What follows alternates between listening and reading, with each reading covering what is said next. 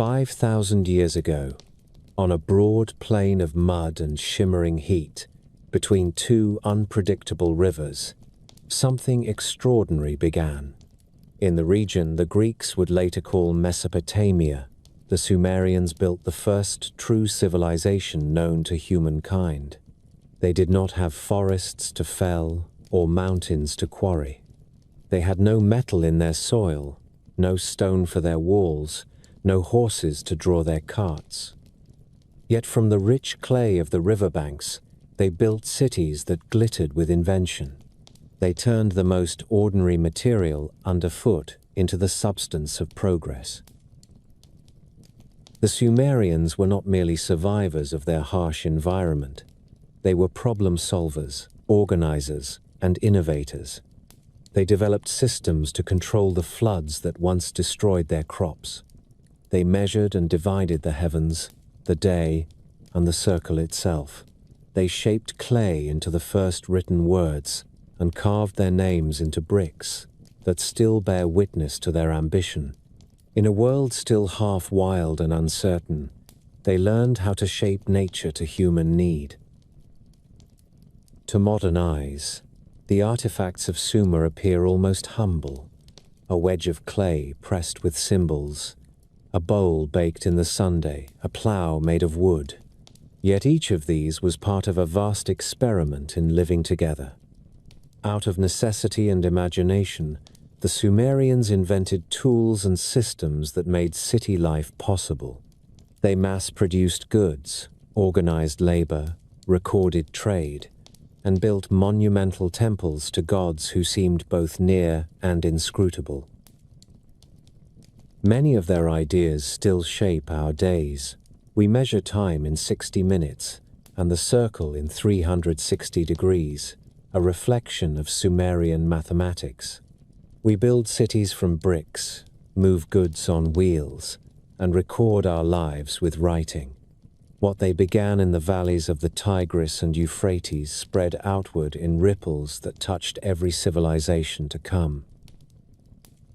The story that follows explores 9 of the most influential inventions of ancient Sumer: pottery, writing, hydraulic engineering, the chariot, the plough, textile mills, bricks, metallurgy, and mathematics.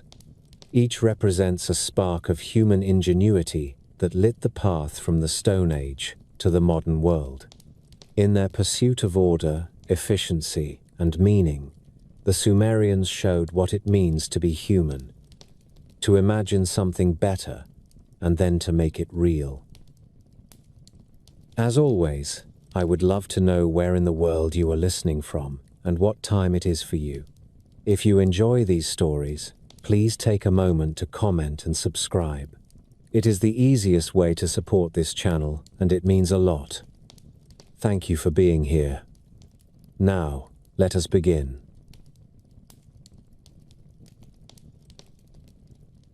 If you were to walk the alleys of Uruk at the end of a long day, when the reed shadows grew and the brick walls gave back the heat, you would hear a steady sound from behind courtyard doors. It was the music of clay, hands slapping wet earth into a mold. A turntable humming as a potter spun a lump into a perfect curve. The crackle of a kiln as reeds and dung lifted the fire to a bright, useful fury. Clay was as common as dust in Sumer, but in those city workshops it became the backbone of a new way of living. The Sumerians were not simply making pots. They were learning how to make many of the same pot, again and again, each one so uniform that it could sit beside its brothers and pass without remark. That simple achievement bears the unmistakable signature of a society that had discovered scale. The landscape made the choice for them. Southern Mesopotamia had little stone and little wood. The rivers did not give lumber, and the plains held no quarries. What the Sumerians had was mud that dried into a workable clay, a material that would take any shape and remember it. They pressed it into bricks for their houses and their temple terraces. They shaped it into seals for their merchants and tablets for their scribes. But it was the potter who found a way to turn clay into a cheap, reliable container that could be made by the hundreds and then by the thousands. A civilization that aspired to keep grain, to move beer, to count labor, and to feed large groups of workers needed more than beautiful vessels made by patient artisans at the pace of a single life. It needed containers that were good enough, made fast, and made alike. Archaeologists know this story in part through heaps of refuse. Outside the walls of ancient cities, excavators come upon mounds of broken bowls that seem at first glance to be the untidy dump of a careless people. The bowls are thick and undecorated. Their rims are sharply beveled to a simple edge. Most are roughly the size of a pair of cupped hands. These were the ration bowls of Sumer, made to one standard purpose and then thrown away when their purpose was done. They speak of a system, not a whim. In one season of work, a foreman could feed a ditch crew or a temple workforce with measured portions of grain or bread or beer, each serving in its own bowl, each bowl indistinguishable from the last. When the meal was over, the bowls could be set aside or crushed underfoot, and there would be no loss. The next day, more bowls waited in neat stacks in a courtyard kiln. It is important to remember that the first step in this mass production did not require the wheel. The beveled rim bowl was generally pressed by hand into a mold, the clay squeezed outward by the same repetitive motion hundreds of times each day. The result was not elegant, but it was fast. Standard molds and practiced hands created something new in human history, a disposable container made to a civil standard. The potter's wheel entered the story as an accelerant and a transformer. In earlier centuries, a slow-turning platform helped a potter shape a vessel, the artisan nudging the clay, while another person or a foot kept the turntable in motion. By the late 4th millennium, the wheel turned faster and more freely. A skilled worker could pull a pot from a spinning lump in moments, and then another, and another. Forms that had once required a careful hour could be repeated many times in an afternoon. Speed married uniformity, and from that union came an industry. Behind the workshop doors lay an organization that feels familiar to a modern reader. The city temples were not only houses of worship, they were also economic engines with managers, storerooms, and long lists of inventory. Clay was gathered from the margins of canals and soaked in pits until it reached the right consistency. Reed ash and chaff were mixed in to temper it and reduce cracking. Apprentices tramped the clay underfoot, then handed it to more experienced workers who weighed out lumps by habit. Some pressed molds and lifted out the bowls. Others worked the wheels, pulling up graceful jars for water and oil, tall storage vessels for grain, wide-mouthed pots for brewing.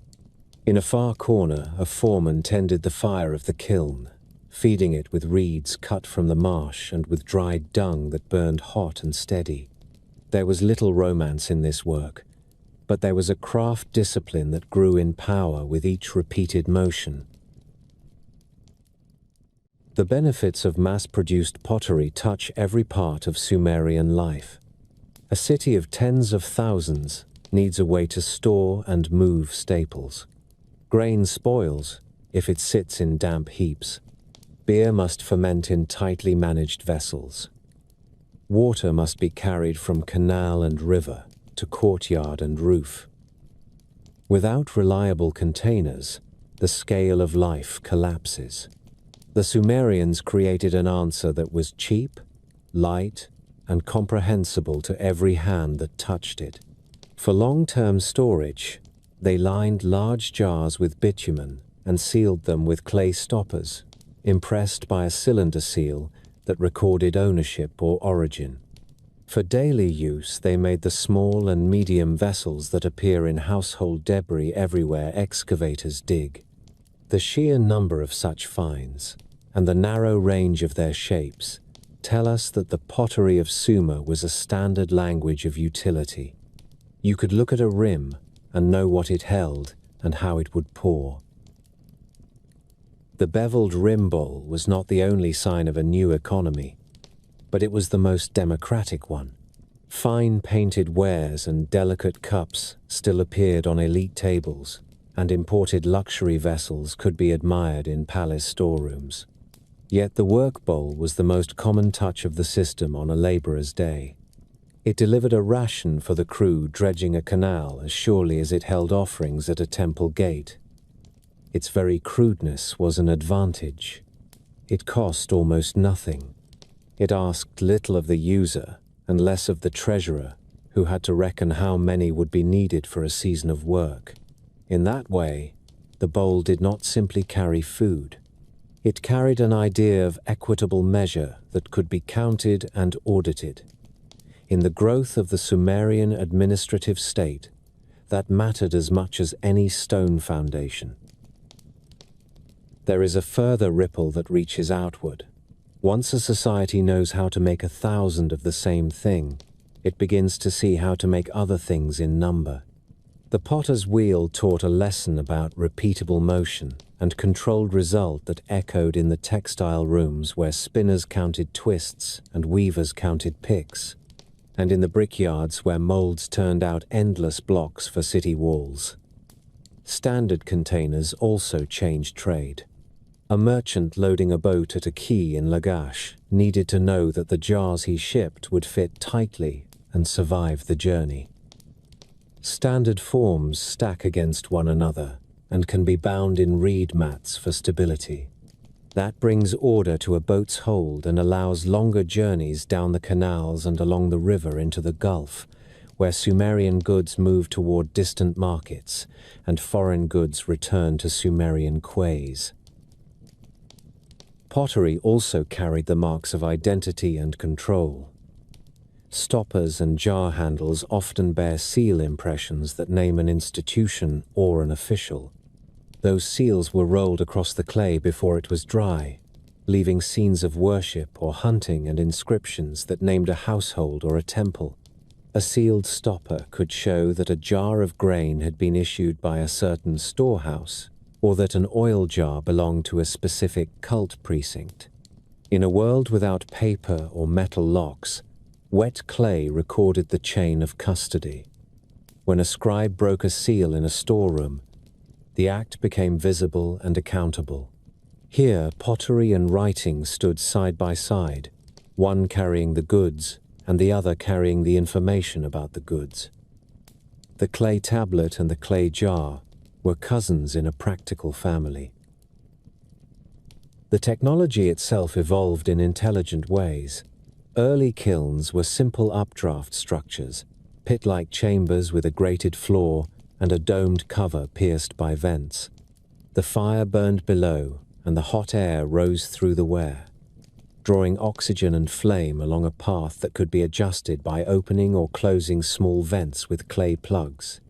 A kiln tender learned by practice when a firing had reached the point where a jar's ring was true, or when the bowl's body had passed from fragile green clay to a durable ceramic. Fuel mattered, and the Sumerians made a virtue of necessity by using what the marshlands offered. Reeds dried in the sun and dung patties shaped and stacked like small wheels made a fire that was predictable and strong. In the long view, one can see an ecological story as well as a technological one. Pottery allowed cities to rise without cutting forests and without quarrying distant stone. It was the green technology of its time, a way to use a renewable local resource that could be recycled at the end of its life into fill for a wall or temper for a new batch of clay. The potter's wheel deserves its own moment on the stage because it introduced something more than speed. It introduced symmetry as a measure of quality and beauty that could be achieved by process rather than by rare talent. When a wheel turns, the clay obeys a discipline set by motion itself. A good potter reads the body of the clay with fingertips and palm. A small change of pressure at the right instant pulls a wall thin and true. In Sumer, the wheel created a family of forms that became the vocabulary of the household and the storehouse. Short-necked jars for water, tall amphora like jars for oil and date syrup, wide bowls for mixing doughs and brews, narrow beakers for drinking. The shapes repeat with only small variations from city to city. When those shapes are found in distant lands, they tell us something about where the vessel was made and how far it traveled. In this way, pottery is also a historian. It keeps the minutes of trade and migration long after the scribes have fallen silent. The social meaning of mass-produced pottery is equally striking. In earlier village life, a pot might be the work of a household made by a woman who learned from her mother. In the temple city, that same woman might work in a supervised group where quotas were recorded and rations were paid in measured wool and grain. Specialization grew, and with it a division of labor that allowed some people to become very good at a narrow task. The potter who mastered the wheel was valuable, but so was the worker who kept the kiln at the right heat and the one who prepared the clay to a repeatable standard. The product of their hands entered a system where administrators counted vessels, recorded distributions, and inspected for quality. The bowl might be simple, but behind it stood a new human arrangement that supported crowding, cooperation, and authority on a scale unknown in earlier ages. There are flashes of beauty here as well. Not every Sumerian pot was plain. Fine wares with burnished surfaces and subtle painted bands appear in graves and in the upper rooms of palaces. A jug with a perfectly round belly and a rising neck speaks of a potter who had an eye for grace. Even in a system dedicated to quantity, trained hands could achieve elegance, and the wheel could serve art as well as utility. It is the balance of the two that defines Sumer. The city needed the cheap bowl that could be discarded without regret. It also prized the graceful cup that could be held up during a feast. Both came from the same material and often from the same quarter of town. When we speak of mass production in Sumer, we are really speaking of a new rhythm to ordinary life. The day begins with water fetched in a jar whose belly holds a known measure.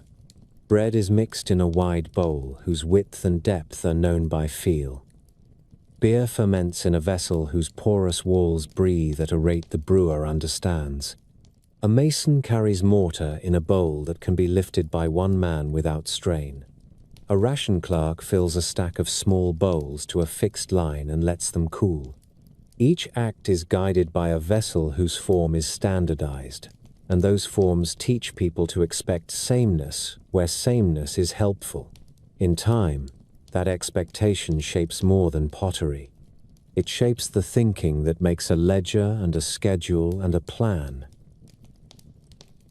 There is an irony to this story that is worth noting. The very bowls that signaled the triumph of scale are the least valued of all Sumerian artifacts.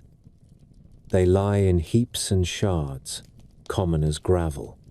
Yet they teach as much as any carved stone about what it means to build a city from the earth. A ration bowl says that someone planned a workforce, that someone measured a portion, that someone stood at the head of a line and handed out the day's share. A storage jar stamped with a seal says that someone accepted responsibility for what it contained, and someone else stood ready to check their honesty. A simple cup found in a house yard says that a family lived by the same reliable shapes as their neighbors, and that their trust in those shapes freed their minds for other concerns. In the end, what the Sumerians accomplished with clay is a model for how human beings turn constraint into advantage. They had no marble, so they learned how to burn clay until it rang, and how to shape it into 1,000 useful forms. They had no forests, so they found fuel in the marsh and learned to tune a kiln until it matched the need of the ware inside. They did not encourage genius to work in splendid isolation. They taught many hands to do a few things well, and then set those hands to work together. Out of that patience came the tangible foundation of urban life. A city that can feed workers with measured rations and equip households with affordable vessels is a city that can lift its eyes to other tasks. It can dig canals, raise temple terraces, record its business on tablets, and mount a defense on chariot wheels. At the center of that progress sits a courtyard where clay is kneaded and bowls are fired, and the steady music of useful work never quite falls silent. At the margin of the river one evening in Uruk, when the fields had been watered and the barges nosed home to their quays, a young man sat cross-legged with a damp tablet on his knee. The clay held the heat of the day and gave off the faint scent of silt. In his right hand he held a reed cut to a triangular nib. His left steadied the tablet as his wrist made a practiced rhythm of press and lift. He was a scribe in training, and what he was doing would alter the future more profoundly than any wall or canal. He was learning how to make speech stand still. Writing did not begin as an art. It began as a remedy for forgetfulness and a tool for trust. In a city where hundreds of laborers drew rations and hundreds of jars arrived at the storerooms each week, memory could not serve as the only ledger. Clay could.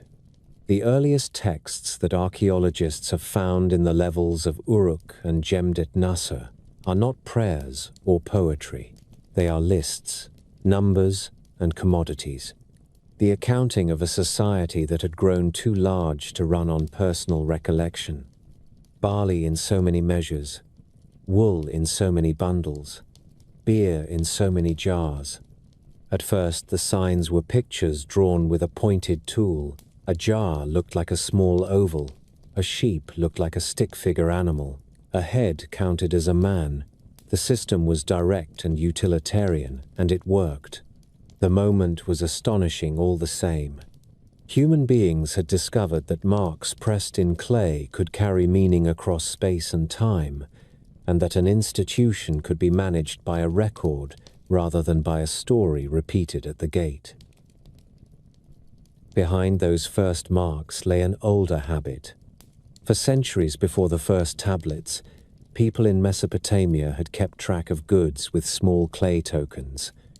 A cone might stand for a measure of grain. A sphere might stand for a flock animal. A lozenge might stand for a jar of oil. The tokens were sealed in a clay envelope that was then marked on the surface with impressions of the shapes inside. When the envelope was broken in the presence of both parties, the contents confirmed the count. It was a clever device, half contract and half calculator. Sometime late in the 4th millennium, merchants and officials realized that the surface impressions alone could carry the meaning without the bulk of the tokens themselves. A lump of clay became a page. The token system yielded to tablets with impressed signs and numbers. In that shift from object to sign lies the birth of abstraction. It is the same step a child takes when she understands that a drawing of a tree can stand for a tree, and then that a mark can stand for a word, and then that a sign can stand for a sound. The transition from pictures to a full script was gradual and practical. Administrators needed to record names, not just things. They needed to write verbs for giving and receiving and owing. They needed adjectives for types and quality.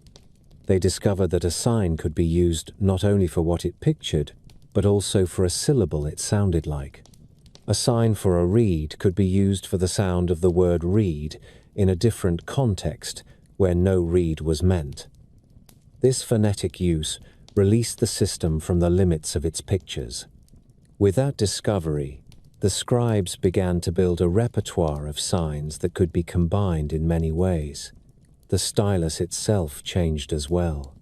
Instead of dragging a point to draw a picture, the scribe pressed the cut reed into the clay to leave a wedge-shaped trace. The new technique was faster and cleaner. A trained hand could produce line after line of signs in the time it would take a novice to draw a single picture. Thus was born cuneiform, the wedge writing that would cover tablets from Sumer to Syria for 2,000 years. Writing immediately altered the texture of urban life. The act of issuing a ration became a transaction with a record. The sealing of a storeroom became a procedure with witnesses and a written memorandum. Land transfers, loans, and marriage contracts could be set down and stored. Trust changed character. It no longer depended entirely on the reputation of the parties and the memory of the neighbors. It could be anchored to a document kept in a temple archive where any dispute might summon it back into the light. That change favored institutions. It also protected ordinary people who were not powerful enough to win an argument at the gate without evidence. A barley debt recorded by a scribe was a matter even a chief had to respect. The clay itself made an excellent archive. In a dry climate, a tablet will harden and last for centuries. Even when tablets were meant to be temporary, some survived because of accident. A storeroom fire would bake a stack of documents so thoroughly that they would outlive the building that housed them. In the rubble of ancient cities, archaeologists find deposits of tablets lying where a wooden shelf once stood. The topmost are fused into an unbreakable brick. The lower tablets can be pried apart with patience, and their writing comes back to life with each flake of dust that is brushed away. From such deposits we know not only what was counted and promised, but how people thought about their world. Uruk was the great incubator of this transformation, but it was not alone. Tablets appear across southern Mesopotamia as the third millennium begins.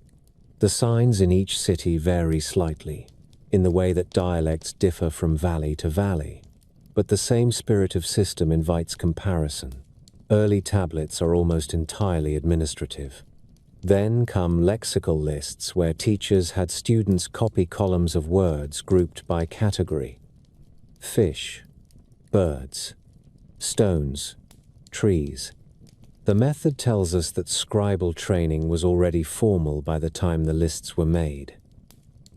It also tells us that writing had begun to serve the mind as well as the storehouse. To make a list is to impose order. To copy it is to learn that order and to imagine what else might be arranged that way. The school where such lists were copied was a place of strict discipline and high ambition.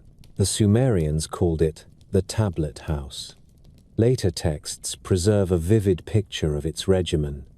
A student rose before dawn, carried his clay and his stylus, and sat in a crowded room under the eye of the school father. He copied signs until his hand ached. He chanted lines of proverbs and model contracts. He learned to draw up receipts, to set down dates and personal names, to compute totals for lists that filled the page. He studied laws and letters and hymns. He learned formats, since writing is as much form as content. The beating that a lazy student might receive was part of the memory of those who graduated to the profession. So was the pride that came with the title of scribe. In a world that had recently left behind the village, the ability to write opened doors to a career that was not bounded by a field or a family craft. Writing also had a powerful effect on language. Spoken Sumerian is lost to us except for what the signs suggest, yet the very effort to match speech to a script encouraged standardization. Names acquired preferred spellings. Common phrases developed conventional sign sequences. The habit of writing encouraged a habit of clarity and fixed terms. The process was never uniform. Change and variance persisted. But the presence of an external reference that could be consulted at need brought a measure of stability to a culture that was expanding across its floodplain. Cylinder seals form a quiet companion to this revolution. These small carved stones were rolled across wet clay to leave a band of images and signs. A seal stood as a personal signature, as well as a badge of office.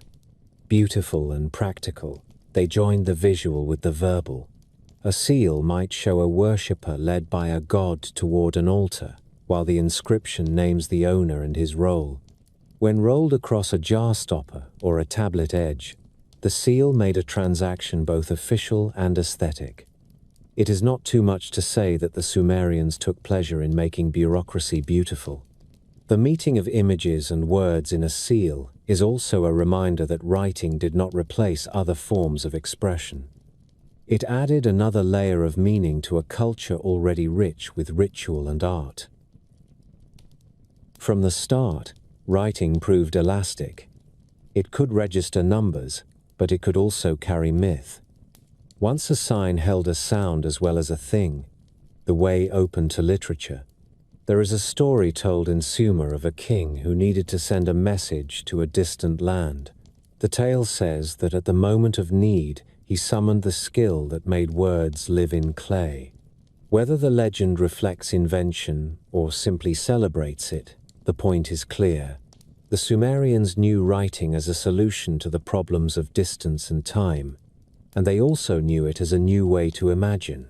Hymns to the gods that had once been spoken only in precincts could now be copied and carried.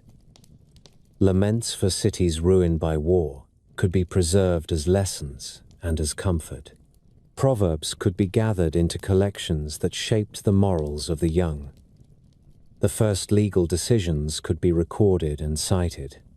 The kings of Lagash and Umma left inscriptions that argued for their rights with the certainty that a carved text would outlast a human breath. Metrology and mathematics flourished alongside the script. To write a number is to commit to a measure. The Sumerians organized capacity in nested units. A small measure of grain made a larger measure. A certain number of those made a still larger one. We see in their tablets the careful tally of jars and baskets and the translation from one scale to another. We see the sexagesimal spirit appear early as a way of grouping and dividing. The tablet and the numerical system grew up together, each making the other more useful. A scribe had to master both to do his work. He knew how to count workers for the week and how to assign their portions without error. He also knew how to reckon the surface of a field when a boundary had shifted or a canal had been cut across a corner. The clay carried his steps as surely as a surveyor's chain in later centuries. The archives of the temples and palaces reveal the astonishing reach of writing once it settled in. There are dispatches that report on the training of draft animals and the state of the canals. There are letters sent from provincial governors describing disputes and requesting supplies. There are inventories of tools, from bronze picks to reed baskets, each counted and inspected. There are lists of singers and musicians attached to a cult, with rations of beer and bread assigned for a feast day. There are contracts of apprenticeship and the manumission of slaves. There are receipts for payments in silver or in wool. There are court records with the names of litigants and witnesses and the decision of the judge. The paperless office of Sumer was a marvel of the ancient world. It ran on mud and reeds and sweat and the unglamorous genius of forms.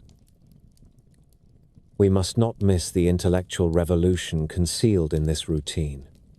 To write is to classify and to abstract. It is to hold in the mind a sign that stands for something else, and to combine signs according to rules that have no physical presence. Once a society can do that, it can teach with a power unknown before. It can make lists and tables and models. It can transmit techniques with a precision that does not depend on the fragile chain of demonstration from master to apprentice. A brewer can learn a recipe from a tablet. A builder can learn the measures of a foundation. A farmer can learn the schedule of irrigation from a manual. Each new tablet is a chance to remove one uncertainty from the work of daily life. At the same time, writing captured the voice of conscience and memory. The Sumerians were not immune to defeat. City walls fell. Fields went untended in years of turmoil. In the aftermath of war, poets and priests composed laments that named the gods and begged for forgiveness. The laments were written and kept. They changed how later generations remembered those events. Writing, therefore, made history in a second sense. It did not just record what happened, it shaped what would be remembered as having happened. It fixed names and dates, however loosely at first, and gave future scribes the raw material for chronicles. It is tempting to draw too direct a line from those early tablets to later literature, yet the family resemblance is present. The tales that would become the great epic of Gilgamesh were first recited in Sumerian and later written down in Akkadian by successors who inherited both the myths and the medium. The habit of putting traditional stories into fixed forms began with the same tablets that taught students how to compute wages. The tools of bureaucracy opened a path for the tools of imagination. A society that had learned to control water and make bricks now learned to capture thoughts so they could cross generations. The spread of cuneiform beyond Sumer tells its own story. Neighboring peoples adopted the script for their own tongues, adding and adjusting signs as needed. Akkadian became the diplomatic language of a region, carried on clay to palaces far beyond the river plains. The same wedge marks that once counted sheep in Uruk would one day carry a letter from a ruler on the Nile to a king in the Levant. That is the reach of a good idea when it is backed by steady practice and by institutions that keep it alive. The Sumerians gave the world a technology of memory. Their descendants extended its range. The work of the scribe was not an abstraction. It was a posture and a callus, a narrow reed cut from the marsh, a tablet pulled from a basket and smoothed with a wet palm. A sign begun with a firm push of the stylus and finished with a quick twist. The scribe learned how long to leave the tablet in the shade so it would not crack. He learned when to bake a record to make it permanent, and when to leave it soft because it would be needed only for a short time. He learned the etiquette of witnesses and the phrasing of acknowledgements. He learned how to hold his status among officials with sharper elbows. He learned, perhaps most of all, that the power to write confers an obligation not to confuse. A clear tablet makes a clear day. It is worth pausing on one classroom tablet found at Shurapak. It contains a series of proverbs and instructions to a young man. They counsel honesty in weights and measures. They advise respect for parents and caution in taverns. They warn against bearing false witness. The maxims are practical and moral at once, and their presence on a student tablet suggests that the tablet house taught more than penmanship. It taught a civic ideal. The written word became a mirror in which the society looked at itself and said what it hoped to be. That is one of the most powerful gifts writing gives. It allows a community to set standards and to remind itself of them long after the heat of the moment has passed. In the end, the invention of writing in Sumer is a story about turning clay into a second mind for a city. The first mind is the conversation at the gate and the shout in the field and the bargain at the quay. The second is the tablet that keeps the echo of that conversation long enough for someone on the far side of town, or the far side of a season, to answer. The two minds together made possible a society that could act in a coordinated way across space and time. Without writing, the scale of Sumer would have collapsed under the weight of its own complexity. With writing, the city could grow, could combine the efforts of thousands, could discipline its energies, and could remember what it had done. When we touch those old tablets through museum glass, we are looking at the earliest evidence that thought can be made durable. The wedge marks are small. The clay is ordinary, yet the leap they represent is as large as any in the human record. From that invention comes the ledger, the law, the letter, the hymn, the lament, the story, and the map. The Sumerians discovered how to fix words in earth, and by doing so they allowed later peoples to speak across centuries.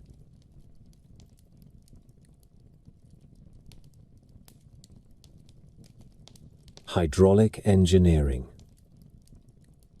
Before the plough cut its first furrow, and before the stylus pressed its first wedge into clay, the people of Sumer learned to read the language of water. Their country was a paradox. It was a flat and treeless land where rain seldom fell, yet two great rivers flowed through it with moods that ranged from generous to murderous. The Tigris ran fast and often violent. The Euphrates wandered like a serpent across its floodplain, shifting beds and smothering fields that had been dry the year before. In the late winter and spring, meltwater from the far mountains swelled both rivers at once. A season of ease could become a season of ruin in a single night if a levee failed. It is here, under a sky that gave little rain and beside rivers that gave both silt and fear, that the Sumerians fashioned one of the first and most consequential systems of environmental control. They made a garden out of a capricious plain. They did it with spades and baskets and with a patient habit of planning that would outlast dynasties. The first lesson was the simplest. Water had to be guided. From very early in the 4th millennium, families and neighborhoods scratched small feeder ditches from the banks to their plots and learned that even a short channel could change a harvest. What began as local tinkering grew into a landscape enterprise. Villages joined their efforts to cut broader canals that ran parallel to the main rivers, and then branched into secondary and tertiary channels like the veins of a leaf. At intervals, they built earthen dikes along the river margins to hold back sudden rises, and they set low embankments beside canals to keep precious water from spilling away. Where the ground fell too slightly to encourage flow, they opened siphons through banks or cut new beds that took advantage of every faint gradient. In a country where stone was scarce, they used clay and woven reeds for everything. A gate could be a stout frame of tamarisk branches packed with mud and sealed with bitumen. A weir could be a bundle of reeds anchored with palm trunks, its crest raised or lowered by adding or removing bundles in an afternoon. The work required more than muscle. It demanded calendars and mutual obligations. Canal banks, slumped and silt gathered in quiet reaches. Without constant dredging, a channel that ran clear one year would choke the next. City leaders and temple councils learned to summon labor when the water fell and the beds were exposed. Men and women with baskets and mattocks moved in lines, lifting silt to the banks where it could be tamped into new levees. Teams with sleds moved cut reeds to reinforce weak places. The city that failed to keep to this rhythm suffered for its laziness. A broken levee in the late spring could send brown water across ripe barley and drown a season's work. The neighbors would not forget who neglected a bank or who stole water by making a secret cut, and they would not forgive easily. A landscape made by cooperation taught, just as stubbornly, the cost of betrayal. The scale of irrigation changed the economy and the demography at once. A field watered by a controlled flow yields more and yields predictably. In Sumer, that meant barley above all. Since barley tolerates salt better than wheat, and the soils, season by season, carried a growing burden of salt left by evaporating water. With canals, a few households could tend a larger acreage than rainfall alone would permit. Surplus grain supported craftsmen and scribes and soldiers and priests. It fed dock workers who loaded barges with wool and reeds. It paid for bronze imported from far uplands and for lapis drawn from remote mines. Irrigation did not merely add water to soil. It added certainty to life, and certainty is the first requirement of city planning. You can only promise rations to a workforce if you can measure what the fields will give. The fields can only be measured if the water obeys you. Archaeologists tracing old beds across the alluvium can see how this obedience was won and how often it was renegotiated. The Euphrates left old scars in crescents and cutoffs that run like ghost rivers under the modern soil. Early Sumerian cities such as Uruk and Ur stand near former banks, a reminder that the lifeline of a city was not a fixed line, but a moving one. When the river migrated, a canal might become the main artery, and an old bed might turn into a lagoon or marsh. The Sumerians responded with new cuts and connecting channels. They reshaped their map repeatedly, always with the same humble tools, always with the same sober recognition that rivers do not care about the plans of men. That patience is part of the character of their civilization. They did not bend the rivers to a single straight will. They learned a choreography that allowed water to pass with the least harm and the most help. The human cost and organization behind this were immense. The annual maintenance of the waterworks was likely the single greatest recurring public project of the Sumerian city. A canal inspector and his staff measured heights and slopes with cords and rods. Foremen set teams to dredge, and others to pack and repair. Scribal clerks kept lists of crews and recorded who showed up and who found reasons to be gone when the summons came. Penalties for neglect appear later in law, codes that echo older habits. They say plainly that if a man failed to shore up his section of bank and a flood escaped through that breach, he owed grain to his neighbors for their loss. The principle is ancient. When the plain is a single garden, a hole in one wall endangers all the beds. Responsibility could be traced, and so could blame. The religious life of Sumer carried the same lessons in a language of reverence. The god of fresh water and wisdom, who the Sumerians called Enki, is often shown with streams flowing from his shoulders, populated by fish, and spreading over the land. The image is comforting and precise. Water is both gift and knowledge. It is to be welcomed, and it is to be managed. Rituals at the rising and falling of the rivers tied civic duty to divine order. The temple did not only pray for the flood to come right, it also owned the granaries that held the barley seed and the records that assigned workers to the banks at the proper time. A pious city was also a well-maintained one. One can see the civilizing effects of irrigation most clearly in the contested lands between city-states. The fertile strip called the Gwedena, the Good Plain, lay between Lagash and Umma. The boundary there was not a mountain ridge. It was a line of canals and fields to which both sides laid claim. The Stele of Vultures, which commemorates a victory of Lagash under its ruler Eonatum, speaks of boundary stones and ditches set by ancient decree. Whatever the exaggerations in the text, the picture is credible. Water, which made the wealth of the land possible, also made exact limits a matter of irrigation math. Where a channel began and ended, and who had rights to divert, or to draw first, were not abstractions. They were the difference between a fat harvest and a lean one. The conflicts are among the earliest known political quarrels in human records, and they are on the subject of water as much as they are on pride. There were engineering refinements within this broad system that speak to the Sumerians' practical genius.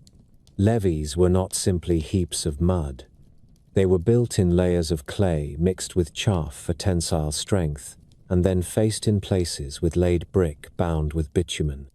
At canal intakes, where the force of the river might scour a bank to a ruin, they lined the bed with clay pavers, or drove palisades of brushwood to break the current. Sluice gates were installed where a parent canal fed its children. The gates sized to deliver a known flow given a known head of water. These gates could be lifted or lowered by a pair of laborers using ropes and pegs.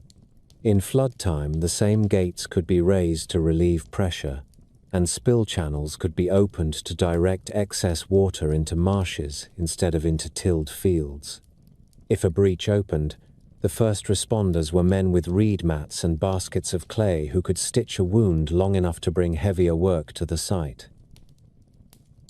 The rhythm of the year, which had once been the simple alternation of sowing and reaping, gained new chapters in an irrigated land. There was a season for scouring silt. There was a season for cutting reeds at their prime for use as binding. There was a season for checking and mending the many small works that together made the difference between a good year and a disaster. The calendar was written in the water. A headman knew by the level of a canal pool whether he could promise a certain amount of water to a field next week.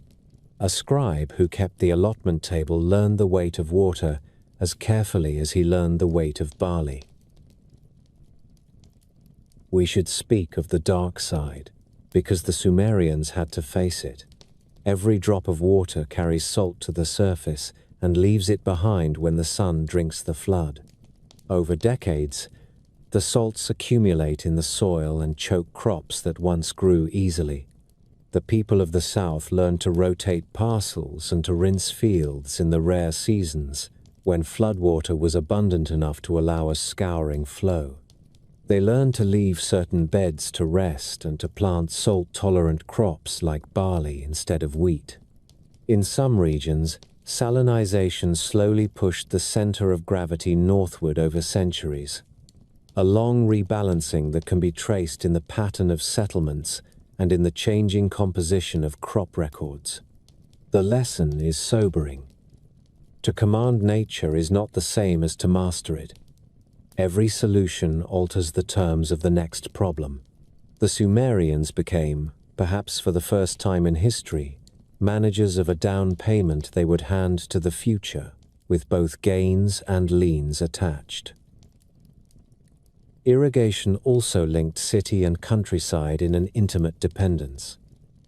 An upstream cut to take water for one district could leave a downstream district with muddy trickles when clear flow was most needed. Agreements about turn-taking and levels appear in later texts, and they surely existed earlier as spoken customs and written notes that have not survived. The city that wanted peace needed to balance its own hunger with its neighbors' rights. The instrument of that balance was a chart of channels and a schedule of openings. The scribe at his desk was as important to this peace as the ditcher in his trench. Between them lay a social contract as muddy and real as the water itself. No small part of the Sumerian achievement lies in their honesty about the fragility of their work. They understood that even a well-kept canal system is a creature of constant care. Drought could wither the master stream. A curious change in the path of the Euphrates could abandon an intake completely, forcing a city to cut a new feeder across marsh and old field. The leadership that prospered in this landscape knew that triumph was provisional. They held periodic survey campaigns where measuring cords were stretched and stakes reset. They kept men on retainer to watch banks and to walk the lines after a storm or after the quick squalls that passed from the Gulf in late summer. They did not make a promise about next year's water without first sending someone to walk the ditch. The gifts of hydraulic engineering were not limited to food.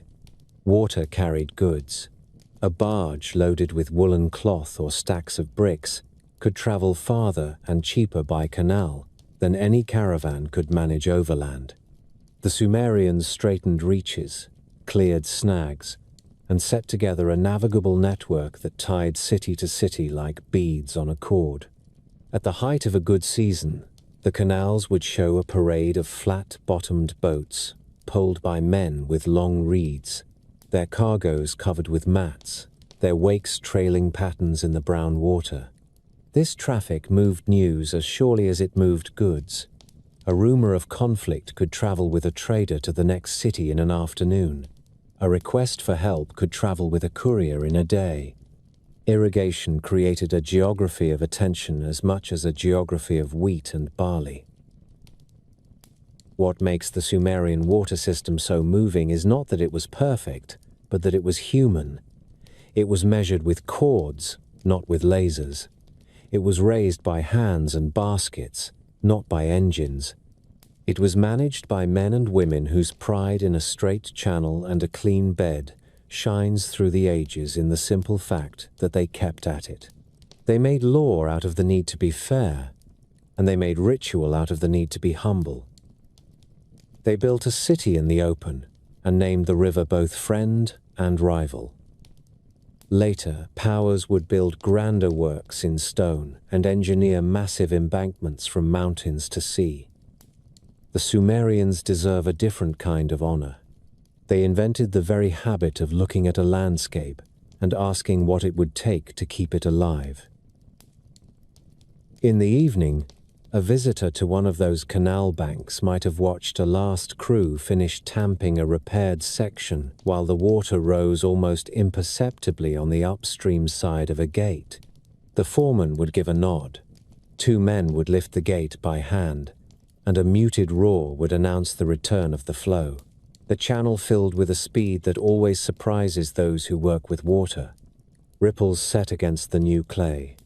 Fish nosed into the current. In the fields, a farmer who had waited by his small intake would see the shine come over the lip and spread in a slow sheet. Tomorrow he would walk the ridges with a staff and let the water into each bed in turn. For now he would watch, a quiet figure against the last light, and know that this year, at least, the river and the city were partners.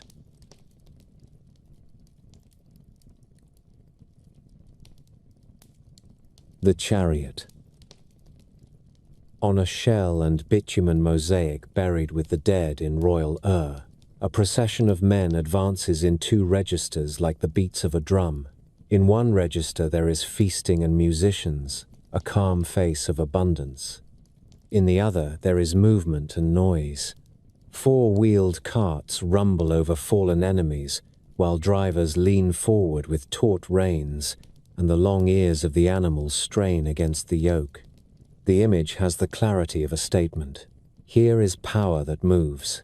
Here is a platform on wheels that converts muscle into momentum, and momentum into fear.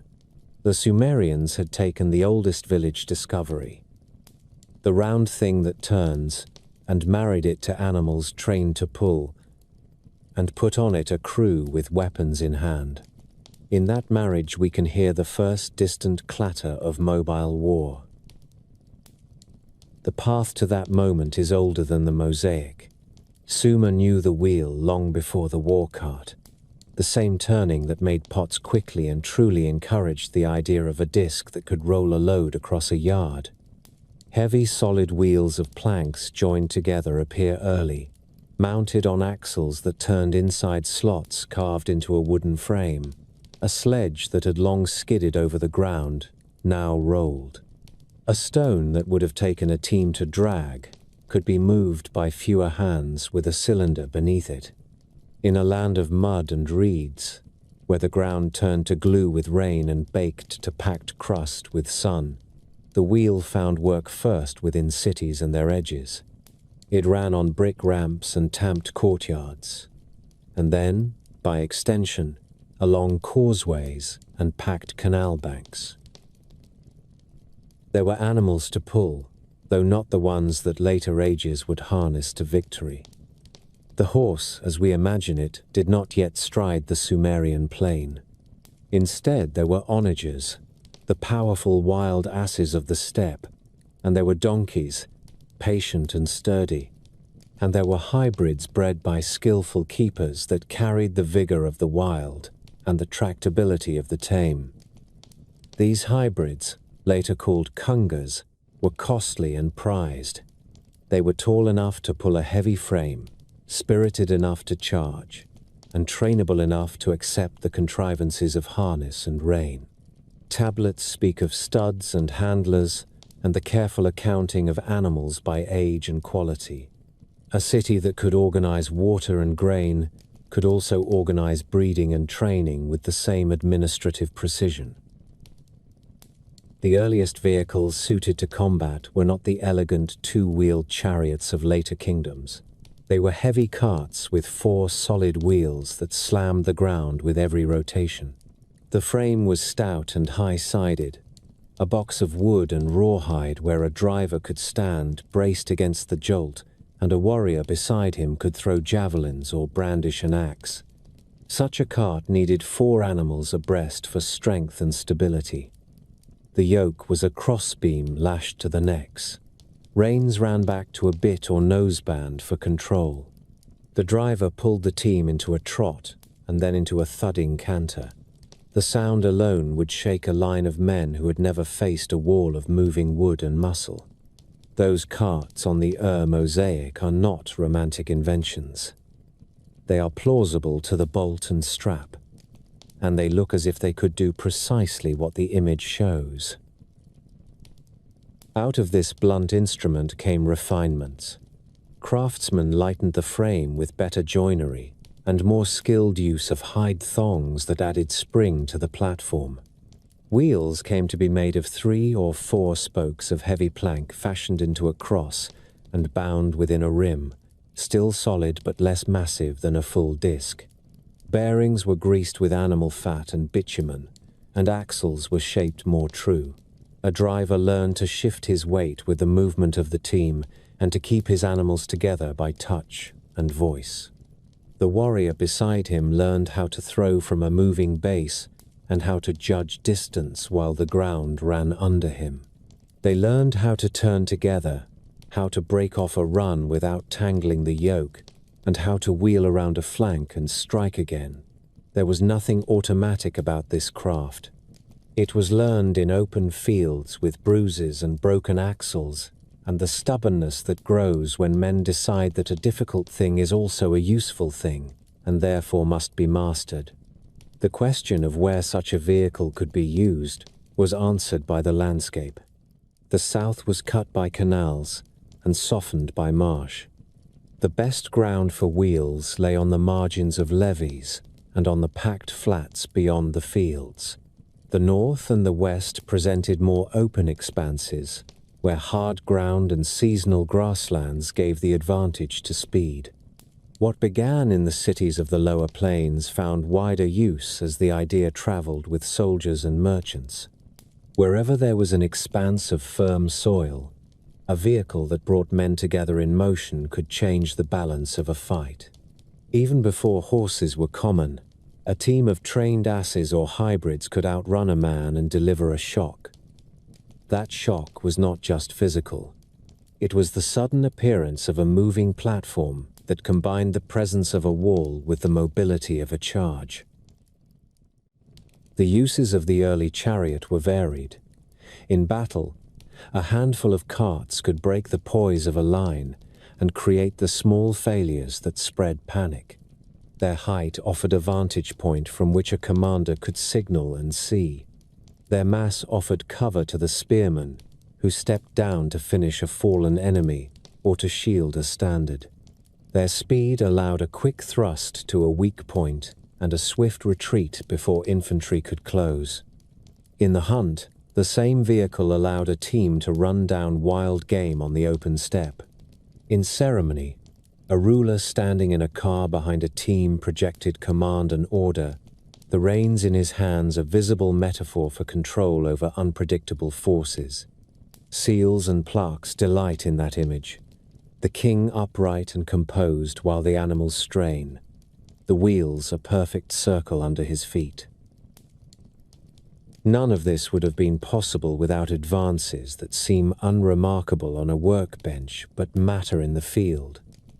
The yoke had to distribute the pull across the shoulders without choking the animals. Leather had to be cut and softened so that straps did not gall. Bits had to be shaped so that a command from the hand could become a clear pressure on the mouth. Wheels had to be pinned to axles that neither seized nor slipped. Each innovation came from trial and correction. A teamster who lost a cart to a broken dowel learned to carry spares. A driver who saw his team panic at a sudden shadow learned to speak and pat the neck until the animals trusted his voice more than their first fear. A commander who used his carts to pursue too far learned that a wheel mired in soft ground is a death sentence. In this way, a literature of practice grew up in the memories of crews and camp followers, long before anyone set it into words. The presence of these vehicles altered logistics as well. A cart could carry a chest of weapons or a pile of spare spears. It could carry water skins and tools. It could transport an injured nobleman quickly enough to save him when a stretcher crew would have failed. It demanded fodder for its team and the attention of a groom, and thus it tied a fighting force to a tail of support that had to be fed and managed. The very fact that a cart could move faster than men on foot created new tasks for runners and mounted messengers, who had to keep commands and reports flowing between a mobile element and the main body. The small ecology of the cart thus stretched outward into a broader ecology of camp and road. There is a temptation to think of the early chariot only as a weapon that ushered in an age of brutality. It did that, in part, as every improvement in the art of war has done. Yet it also brought a set of habits that belong to the discipline of technology itself. The makers of carts had to measure with consistency and work with templates. They had to bore holes true and shape axles to the same diameter each time. They had to understand the relation between weight and strength and learn how to place braces where stress would be greatest. A vehicle that bounced itself apart at a rut was not worth bringing to a muster. The carpenters and leather workers who served a palace stables lived inside that calculus and passed it on to apprentices who would one day adapt it to other crafts. The animal at the yoke stands at the center of the story. The Sumerians and their neighbors were not sentimental about their beasts, but they were intimately dependent on them. The training of a team began with halter and lead.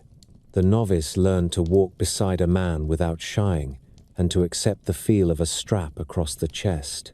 He learned to begin at a word and to halt at another. He learned to step near another animal without anxiety, and finally to move in harness, where the chafing noise of wood and leather and the presence of a pole at his side might have spooked him early on. The trainer learned to watch for soreness and for signs of willful balking, to distinguish fear from stubbornness and pain from laziness. The quiet knowledge in those stables filled the gaps where written instruction was not yet present. A city that could keep a fleet of carts ready to move had built itself a school in every stall. The symbol of the moving car took hold in the imagination. Rulers were shown riding in peace with parasols held above them, their faces set forward in a calm that denied the bump and rattle beneath their feet. On battle scenes carved into stone reliefs centuries later, the vehicle became lighter and swifter, its wheels given spokes that seemed to slice the air, its team now horses that lifted their forelegs high as if flying. The Sumerian car stands at the beginning of this line. It is the first clear sign that someone thought to make a platform for men to stand upon while moving faster than any man could run. That idea would travel. It would change its materials and its scale and its uses, but it would remain the same in its essence. A human being's desire not just to move, but to move with a plan. The critics of early chariotry within a city might have had arguments of their own. A cart consumes resources. It demands pasture and grooms. It requires roads, or at least clear ways, kept free of obstructions. It tempts a ruler to believe he can solve a dispute with speed and display rather than by talk. The supporters could answer that a cart can move a load as well as a warrior, that it can help police a wide territory, that it can carry a sick child from a farm to a healer in half the time, that it can draw a plough in a pinch when oxen are scarce. Between these positions is the ordinary truth that a new technology rarely has a single moral. It carries both benefit and risk, and the people who adopt it must learn to balance them. Sumerian terrain-shaped chariot tactics. A field may look flat to an eye that travels on foot, but a driver learns to read it differently. He looks for the shine that means standing water just under a crust. He looks for the faint ridges left by a farmer that will jolt a team at speed and throw a warrior off balance. He looks for the firm tops of dikes and the risky softness at their toes. He calculates turns with a sense of where the wheels will slide on dry dust and where they will grip. He learns the geometry of pursuit, how to cut a curve short without asking too much of his animals, how to approach a line of men so that his companion can throw at the right moment without the jolt of a rut. When a crew performs these calculations well, their cart looks inevitable. When they perform them poorly, it looks like a trap made of wood. The spread of the chariot idea across the Near East cannot be separated from the spread of taste and status. A prince who saw a visiting envoy arrive in a handsome car would want one like it. A marriage that joined two houses might bring a team and a cart as part of the dowry. Workshops learned new tricks from foreign craftsmen held in a palace retinue. A trading mission might bring back a novel bit or a new pattern of wheel, and the palm-sized pattern would be studied by men who knew immediately where it could improve their own practice. In this way, the chariot became an early carrier of design thought, a moving gallery of solutions to shared problems. The artistic record is not a simple mirror, but it offers a sequence we can trust in broad strokes. From heavy four-wheeled cars, there is a progression to two-wheeled platforms that are lighter and quicker. From solid wheels, there is a progression to wheels with spokes that allow a larger diameter without an impossible weight. From teams of asses and hybrids, there is a progression to horses, whose speed and stamina change the equation of the battlefield. This later development would alter empires and turn plains into arenas where chariot squadrons danced and fought. The Sumerian contribution sits at the head of the stream. It provided the first proof that the earth itself could be part of a weapon, that the firm ground could be harnessed like a blade, that a man could be carried into battle standing upright, with a force behind him larger than his own weight and faster than his own stride. In ceremony, the chariot had a gentler face. It made a stage on which to display order. In a city where success depended on coordinating many hands, there was a special satisfaction in watching a team move in step and a driver hold the whole with an economy of gesture. Processions allowed the citizens to see their ruler as a figure who could tame motion and make it serve. This was not a small thing in a culture where floods and winds could make mockery of human plans. The image of a man steady on a moving platform carried the suggestion that change could be mastered and that the city could ride events rather than be thrown by them. If we return to the mosaic in Ur, we can now read more in its hard-shell glint. The craftsman who set the figures into bitumen understood that they were telling a story about a new kind of presence.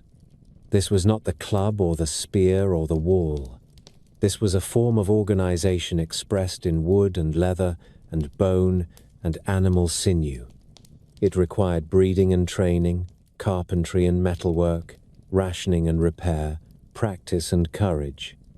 It was the tip of a spear whose shaft was the entire city. To field a handful of carts, a ruler had to have men who could count, men who could plan, men who could persuade, and men who could learn. The chariot therefore becomes a sign not only of force but of administration. We are a long way from those trundling carts when we think of modern vehicles that move with a whisper over paved roads and shoulder aside the air with bodies shaped in wind tunnels. Yet the continuity is there. The wish to stand above the ground and let a made thing carry us farther and faster is old. As old as the city on the plain and the reed-filled rivers that cut it. The first carts were awkward, but they changed the balance of power, and they changed what a person could expect to do in a day. They taught lessons about materials and maintenance, about training and tactics, about the intimate connection between a machine and the landscape under it. They made it possible to imagine a state that could arrive quickly and be gone before an adversary gathered his breath. At dusk, on an open stretch beyond a canal, a team might be walked out and turned toward a line of low hills. The driver would check the yoke and the pins and run a hand down each flank. The warrior would heft his bundle of javelins and count them by habit. A groom would unloop the reins from the rail and step back. At a word, the team would lean, the wheels would begin to clack, and then the rhythm would rise to a rattle that echoed off the water. The cart would gather speed, the driver would fix his eye on a point ahead, and the man beside him would feel the frame under his feet and judge his throw. It would be a sight that scattered shepherd boys and drew them back at once. It would be the sound of a new chapter in what people could do together when they trusted wood and leather and the intelligence of animals and the steadiness of their own hands. The plough. Morning on the plain came not with birdsong from trees, but with the small noises of people already at work. A boy tapped the side of a clay jar to see whether the water within had held its cool through the night. A woman dusted flour from her hands and reached for a bundle of reeds by the door. In the open field beyond the levee, a man stood with a length of wood that curved downward to a blade the color of old earth. 2 oxen shifted their weight and blew steam into the chill air. He lifted the haft and set the blade against the ground. The oxen leaned and the blade bit, and the first furrow of the day opened like a narrow river that would guide seed to a safe place. The moment was simple and steady, and it is possible to say that little else in the story of Sumer mattered more. Before the plough, a field was a stubborn opponent. A digging stick could break a crust in patches, and a hoe could chop small squares into the topsoil. But the work was slow, and the result uneven. Seed scattered on such ground might sprout where fortune placed it, but much of it would burn or wash away. The Sumerians had already learned to bring water to their fields and to drain it away when the flood came too high. What they needed next was a tool that could prepare the earth to welcome that water and hold that seed in a line where growth could be tended. The answer was a wooden ard, a simple plough that did not turn the soil, but parted it and crumbled it along a guided path. When coupled to the strength of oxen, it changed the scale of what one family could manage. A pair of animals with a trained hand behind them could open row after row from morning until dusk in the time it once took to square a small corner of ground. The earliest ploughs were nothing more than heavy beams whose lower end had been sharpened and shod with a tip of hard wood. The addition of a metal shoe came later, as copper and bronze became common in the toolkit of the farmer. The geometry was everything.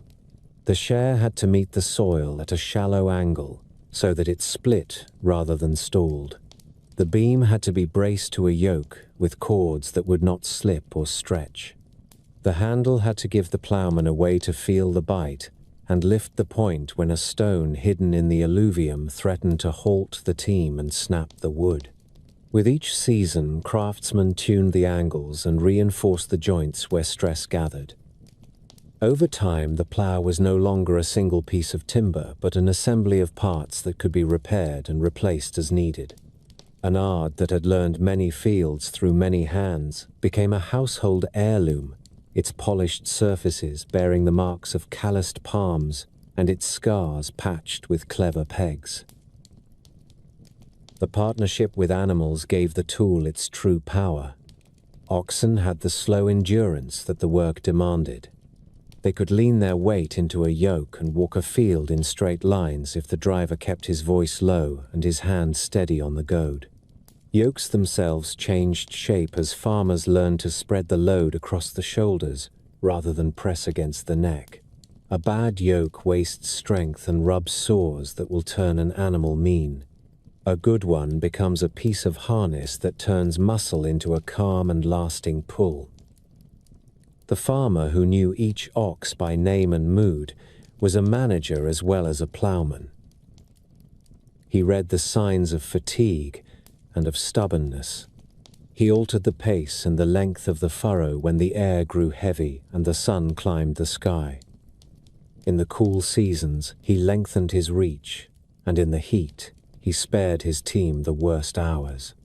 Knowledge of animals sat beside knowledge of soil in the farmer's mind, and both were as practical and tested as any principle taught in a temple school. With the art came a second invention that belongs among the quiet genius of Sumer. The cedar plough joined a seed funnel to the body of the plough, so that as the share opened the earth, a measured stream of seed fell into the cleft, and the soil crumbled back upon it. The result was a single pass that cut and planted at once. The gain in time and consistency is hard to exaggerate. To scatter seed by hand is to fight wind and impatience. To lay it into a furrow as the furrow is made is to fix it where water will find it and birds will not. A craftsperson who could bore a straight channel through wood and cedar clay or copper tube at the right height gave a farmer the capacity to multiply his day without rushing his judgment. When the team needed a spell, a boy could block the funnel with a plug and the plough could travel to the next line without wasting grain. Such details show in the small finds of archaeologists and in the echoes of later drawings. And they speak of a people who refused to be casual with effort. The plough changed more than the field. It changed the map of work and the meaning of time. Before, sowing was a sequence of tasks that could be interrupted by weather or by the demands of a household. With the plough and the cedar, sowing became a campaign. A family set out with a plan to cover a certain number of rows before the light collapsed. A neighbor might come with his team to help finish a parcel so that water could be taken at the appointed hour when the canal tender lifted the gate. Work began before the sun cleared the horizon and settled only when the animals had been watered and the two lids of the seed funnel were closed. The rhythm was both martial and devotional, and in it can be heard the drumbeat of an economy that understood coordination as the path to plenty. The Sumerians not only built tools, they wrote down what they had learned about using them. Clay tablets from early in the 3rd millennium preserve practical instructions for farming as plainly as they record rations and debts. In the lines of those tablets, the reader hears an old voice that is both teacher and friend. Scatter seed when the soil shows this color and texture. Do not cut an intake to the ditch on a day when the river stands high. Keep your oxen free of sores and never let the share go dull. Offer a prayer when the first shoots break the surface, and keep a watch for field mice that steal at dawn. This mingling of advice and piety is more than charm. It is the recognition that agriculture is both a science of observation and a practice of hope. Nothing shows more clearly that Sumer had become a society that transmitted skill with intent. A father taught a son in the field, and a tablet set a baseline for the boy who would apprentice beyond his own family. A farmer who worked with a plough became a surveyor. Straight lines mattered for irrigation and for the health of the crop. A crooked furrow steals water from its neighbor and leaves sections dry. The ploughman learned to set his eye on a distant marker and walk as if a cord pulled him forward. He learned to count his paces and judge the evenness of his work by the way the light caught the rippled soil. He learned to judge the field by its soil, tasting a pinch between his teeth to see if it held too much salt or crumbled too readily to dust. He learned the grammar of the plain as fully as a scribe learned the grammar of the tablet. The marks of his knowledge faded sooner, but they were no less rigorous.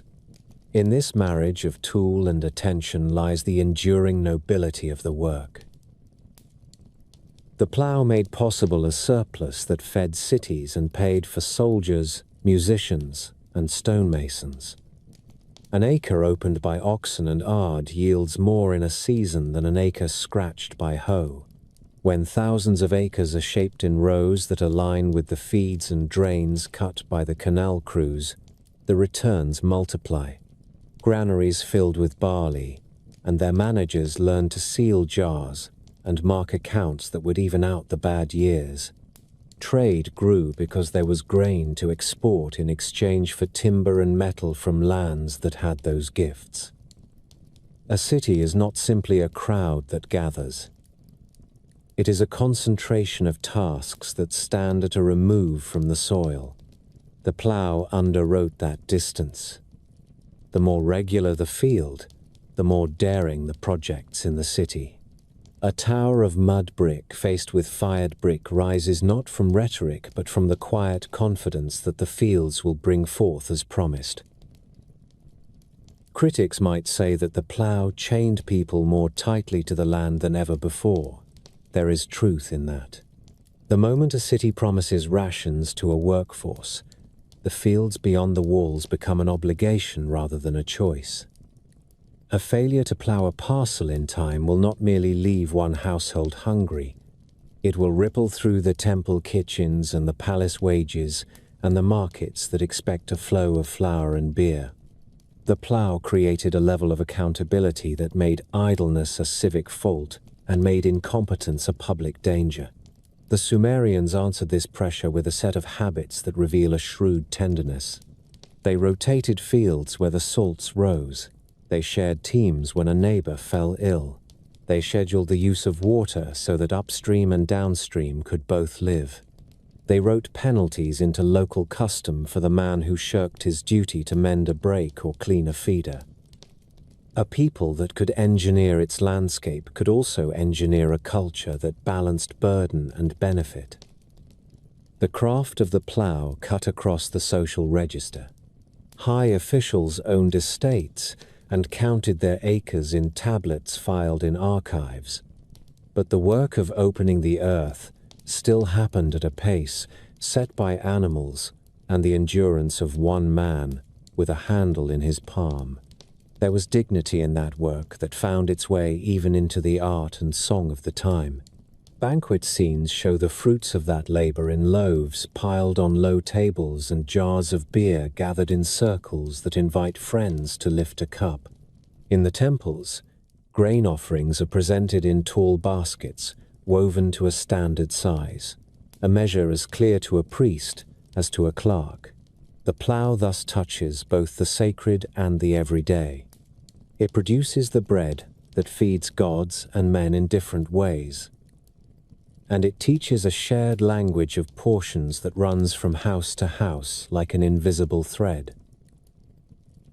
There were years when the sky withheld mercy, and the canals ran low, and the earth hardened beneath the point.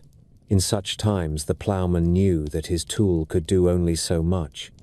He shortened his furrow and set his team to work where the soil still held some moisture. He watched the horizon for a haze that meant change in the winds, and he rose in the night to walk the banks for signs that a tender had opened a gate upstream. Work in those years was an act of endurance that bordered on defiance. The ard would thump against ground that rang like fired clay, and still he would try again at the edge of the field where the shadow had lingered longest. In other years, the flood rose high and spread cold fingers over beds that could drown in a night. Then the plough became a tool of repair. It broke a new line to carry water to a drain, and a new line beyond to give seed a chance on higher ground. The same instrument that made the harvest possible made survival possible when the seasons turned unkind. If you look closely at the way a ploughman walks behind his team, you will see a concentration that has little to do with romance and everything to do with stewardship. He is reading the immediate future at the point where wood meets earth. He is listening to the breath of the oxen and the rasp of the share. He is adjusting the depth with a twist of the wrist that comes from muscles trained by years. He is choosing to lift and reset rather than to force, because a forced cut splinters both tool and hope. That discipline is the same discipline that held Sumer together across generations of risk and quarrel. It is the slow genius of a people who found in repetition not boredom but mastery. The story of the plough is also the story of children who walked the field edges and learned by watching. A boy carried a water jar and pretended with a stick to guide an invisible team. A girl crouched in a furrow and pressed a grain into the crumble and covered it with her fingers. The knowledge went into their hands before it went into their heads. Later they would see a tablet in a school and read a proverb that told them never to drink from the field stream before they had given their oxen their fill. They would smile because the wisdom was already in their bodies. In this way, a society seeded its future as carefully as it seeded its fields. It did so with patience and with the plain assumption that tomorrow would ask the same questions as today. When we imagine the great inventions of Sumer, we see walls and canals and wheels, and rightly so. The plough belongs in that company as the quiet equal of the others. It is a lever that turns animal strength into a geometry of food. It teaches order and rewards attention. It binds neighbors to one another because water and time are shared risks. It gives a city the courage to build and a household the courage to raise children in the faith that the earth will answer work with yield. If the potter's wheel gave Sumer containers and the stylus gave it memory, the plough gave it bread that never came by accident. Textile mills. At first light in Lagash, long before the market stalls clattered open and the scribes took their places in the tablet house, a different city stirred behind thick walls. Courtyards that by afternoon would smell of bread and boiled dates filled with the faint powdery scent of carded wool. The soft knock of spindle whirls against a weaver's palm made a quiet music. Women bent over piles of fleece, teased from the backs of sheep that grazed in the damp meadows beyond the levees.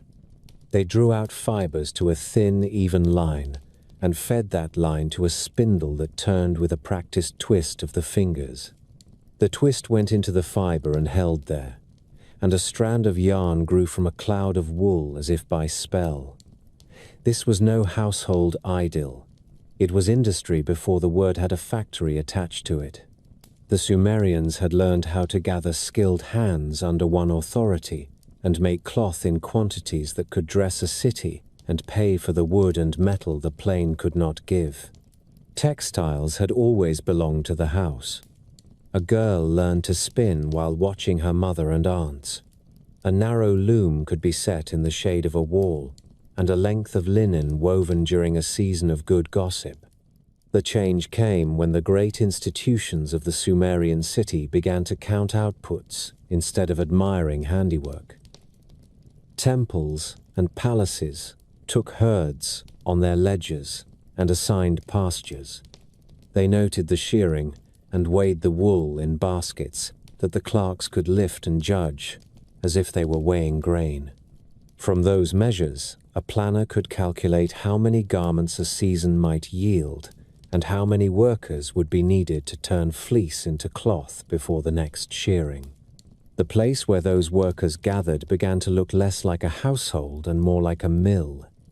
The word did not exist then, but the thing did. It was a courtyard complex with storerooms for bale and yarn, working sheds along 3 walls, water jars in every corner, and a small office where an overseer kept lists with a stylus that never cooled. Wool was the material of choice. It grew near at hand and it suited the climate and the culture. A sheep belongs to a landscape of canals and low pasture and can be managed in great numbers by boys who learn their animals young. When the spring shearing was done, the heavy fleece came away in clumps and strips. Women who had carded wool since childhood knew how to separate staples and mix fibers from different animals to create a uniform feed for the spinners. Nothing was wasted. Coarse fibers became warp, and finer fibers became weft. The best was reserved for garments for those who stood at the front in ceremonies or who wore office. A bolt of wool from a temple shop might pass through many hands and leave a record at each table. The wool was issued in a measured weight to spinners who returned yarn in the ratio expected by the overseer. The yarn was issued again to weavers by the length and strength required. Finished cloth returned to the storeroom tied in rolls and sealed with clay tags, impressed by a seal that named the institution and sometimes the forewoman of the room where it was made. The loom in Sumer was usually a standing frame of 2 beams set vertical and 2 beams set horizontal, with the warp stretched between the uprights like a harp. A woman stood at the loom and lifted leashes to separate the warp into sheds. She threw the weft through the gap and beat it home with a sword-like beater polished by years of use. The cloth grew downward from the upper beam, and the weaver watched the tension of the threads with the same alertness a ploughman brought to his furrow. There were other forms. Narrow strap looms could be rigged for specialty bands and fringes. Felters could make thick mats by heat and pressure alone. But the large vertical loom ruled the shop because it could take long warps and produce lengths of plain weave good for tunics, mantles, blankets, and trade cloth. The rhythm of that work set the rhythm of the day. A strong weaver might finish a strip several cubits long by dusk, her hands and forearms telling her when to rest before a mistake forced her to unpick a line. What made these workshops more than a collection of looms was the system wrapped around them. Rations in barley and beer were issued to workers at the start of each month, and sometimes at the end as a bonus for exceeding a quota. Children too young to weave full-time twisted strands for cordage and carried water. Older girls spun continuously, their spindles turning while they walked, and while they Saturday, the overseer recorded the output of each team, and often the output of each worker. There were punishments for theft and for careless work that failed inspection. There were incentives for those who hit the standard and helped others to meet it.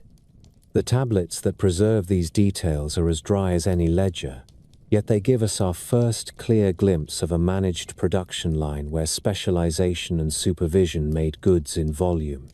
This was the economic heart of the temple as much as the precinct lined with altars. Piety and payroll shared a wall. Color and finish mattered, and here too Sumer showed both pragmatism and flair. White and natural brown wool formed the base of most cloth, but dyers used plant infusions to produce reds from madder and warm yellows from saffron-like blooms and certain barks. Browns could be deepened with tannin-rich woods. Simple blue shades appeared in later periods where trade carried dye plants from distant gardens, though the bright coastal blues that would one day make merchants rich belonged to other shores. A bolt of cloth might be patterned on the loom by alternating bands of different yarns, or by setting up a warp that created subtle stripes when viewed in the sunday. Finishing workshops beat the cloth with smooth stones while it was damp to make it full and tight. Fuller-like processes used clay and ash to scour oils from the fibers and make the surface even. There is nothing romantic in this stage. It smells of wet wool and alkali and strong effort. It adds value all the same. A well-finished mantle drapes differently on a shoulder than a hastily woven sheet.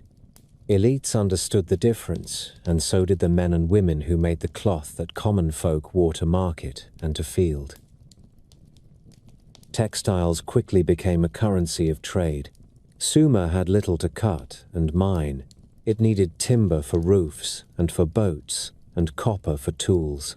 The plain gave wool by the cartload. It gave cloth by the bolt. Merchants loaded canal boats with rolls wrapped in reed mats and poled them along the network that connected city to city and then out through the river mouth to the Gulf.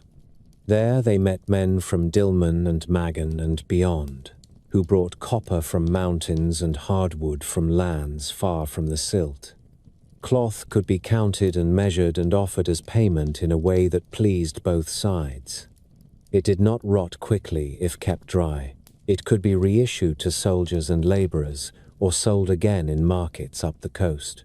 The roll of textile thus became a unit, not unlike a jar of oil or a basket of grain. It had weight and value, and a seal impression on its tie that said whose hands had shaped it. The social shape of these mills deserves attention. The workshops were overwhelmingly staffed by women, many of them consigned to the institution for terms measured by years rather than days. Some came by debt arrangement, some as part of agreements that tied households to temple service, and some likely found the work steadier than the uncertainties of a smaller household economy. The record is honest about hardship. Quotas could be high and rations low in lean years. The day began early and finished when daylight failed and hands ached. Yet the record also shows pride. 4 women are named. Skilled spinners whose output exceeded the measure receive extra grain. A weaver whose cloth passes inspection with praise may be granted a public blessing during a festival. The hearth that warmed the workshop on cool mornings was a place for stories and for strategies about how to coax a stubborn warp to behave. In those rooms one can hear a collective intelligence that finds solutions and shares them without writing them down. Tools traveled with the workers even within the compound. Each spinner had her preferred whirl, carved from stone or baked clay, heavy for coarse yarn and light for fine. Each weaver kept a bundle of heddle sticks smoothed by her own hand. The loom frames themselves were communal property, but the small implements that make up a craft lay closer to the person, touched and tuned until they felt like extensions of the fingers that used them. The overseer knew that tools lost or mishandled hurt output and morale.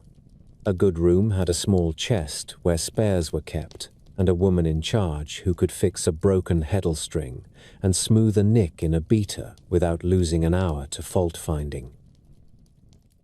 The presence of a central textile industry changed the way the countryside worked. Temple estates held flocks not as decorative signs of wealth, but as engines for the mills.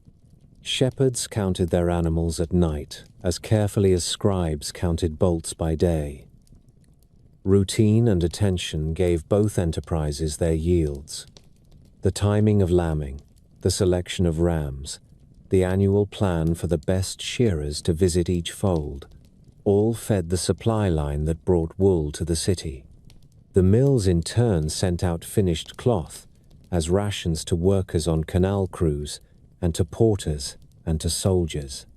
A man who dug silt from a bank and lifted it in a basket worked in a garment that was part of a chain of organization stretching from lamb to loom to ledger. The cloth he wore was not a private product of his own house.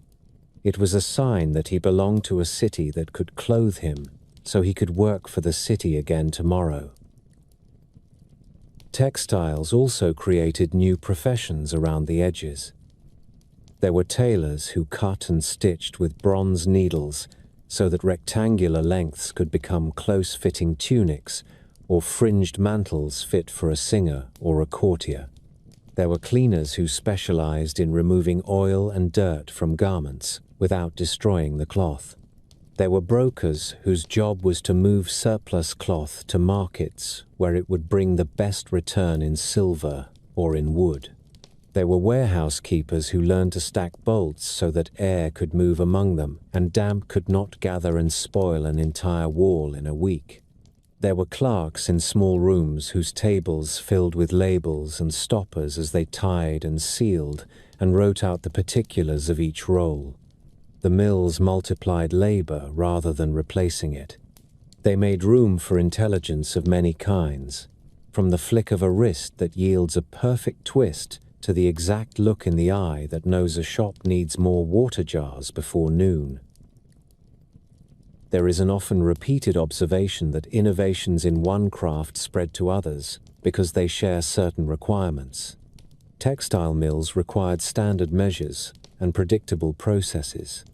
That habit of standardization served the brick yards, where molds produced consistent blocks, and it served the potteries, where shapes became uniform for stacking and for shipment. The mills also required managers who could think in terms of flow and bottlenecks. Where is the work slowing today? Is the slowest room carding or is it finishing? Do we have too much coarse yarn that cannot be used on the fine looms this week? The mind that asks such questions learns to look at a city the same way. Where is the canal system backing up? Which gate needs attention first? Which crew can be redirected? In a quiet way, the discipline of cloth taught a larger discipline of administration that kept Sumerian life from dissolving into a mass of good intentions and missed appointments. Objects carry stories and textiles carry them eagerly. In tombs of the great, traces of fine cloth appear as ghost patterns in tarnish on metal or as impressions in the dust that once held threads.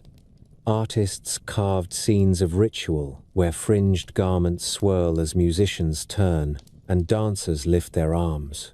The long tassels that decorate royal skirts boast of hours at a loom as surely as a seal boasts of an office won. Common life left fewer images, but many more fibers in the soil that lay beneath courtyards and streets. Those fibers, when scientists lift them and set them under a lens, show twist directions and counts per finger width that can be compared across sites and years. Even now, the mills are whispering about their methods in a language of thread that stubbornly endures. There is a moral dimension to this industry that recurs in later civilizations. Centralized production gives a state power to act quickly and at scale, whether to clothe an army or to weather a bad harvest by distributing garments in exchange for labor. It also creates a temptation to press the vulnerable too hard. The Sumerians managed both truths.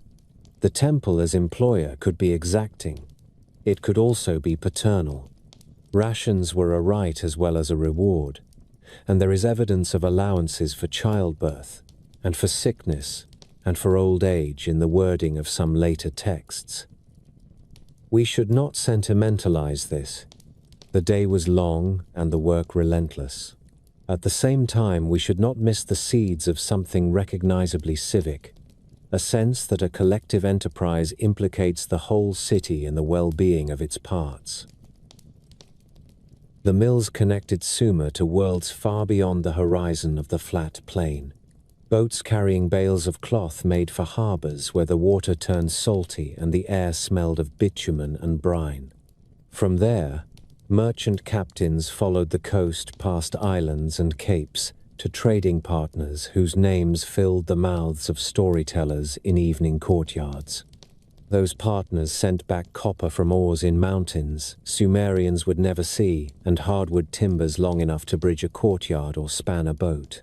Cloth was the ticket to those goods. It stood in for a currency that did not yet exist in coin. It wrapped the city in a network of obligations and gifts. If a ship went down in a storm, a city felt the loss not only in the loss of cloth, but in the interruption of the cycle that brought tools and planks back up the river. That is how essential the mills had become. If one steps back to look at the whole, the textile industry in Sumer begins to resemble a portrait of the civilization itself. It is ordinary and extraordinary at once. It uses the patient skills of many to produce something broadly useful. It depends on water and on animals and on human hands that refuse to become careless.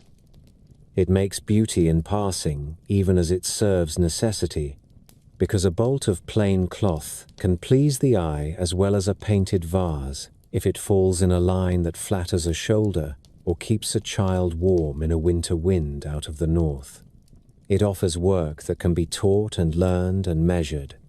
And in moments of crisis when cities quarreled or weather failed, it provided a means to shore up order by promising that needs could be met from a store that existed because people had planned together. As the light fades in the workshop courtyard, the day begins to put itself away. The spindles are laid in baskets with their whorls carefully wrapped so that a nick will not spoil tomorrow's twist. The looms are covered with cloths to keep dust from the threads. Finished bolts are counted and tied with cords and sealed.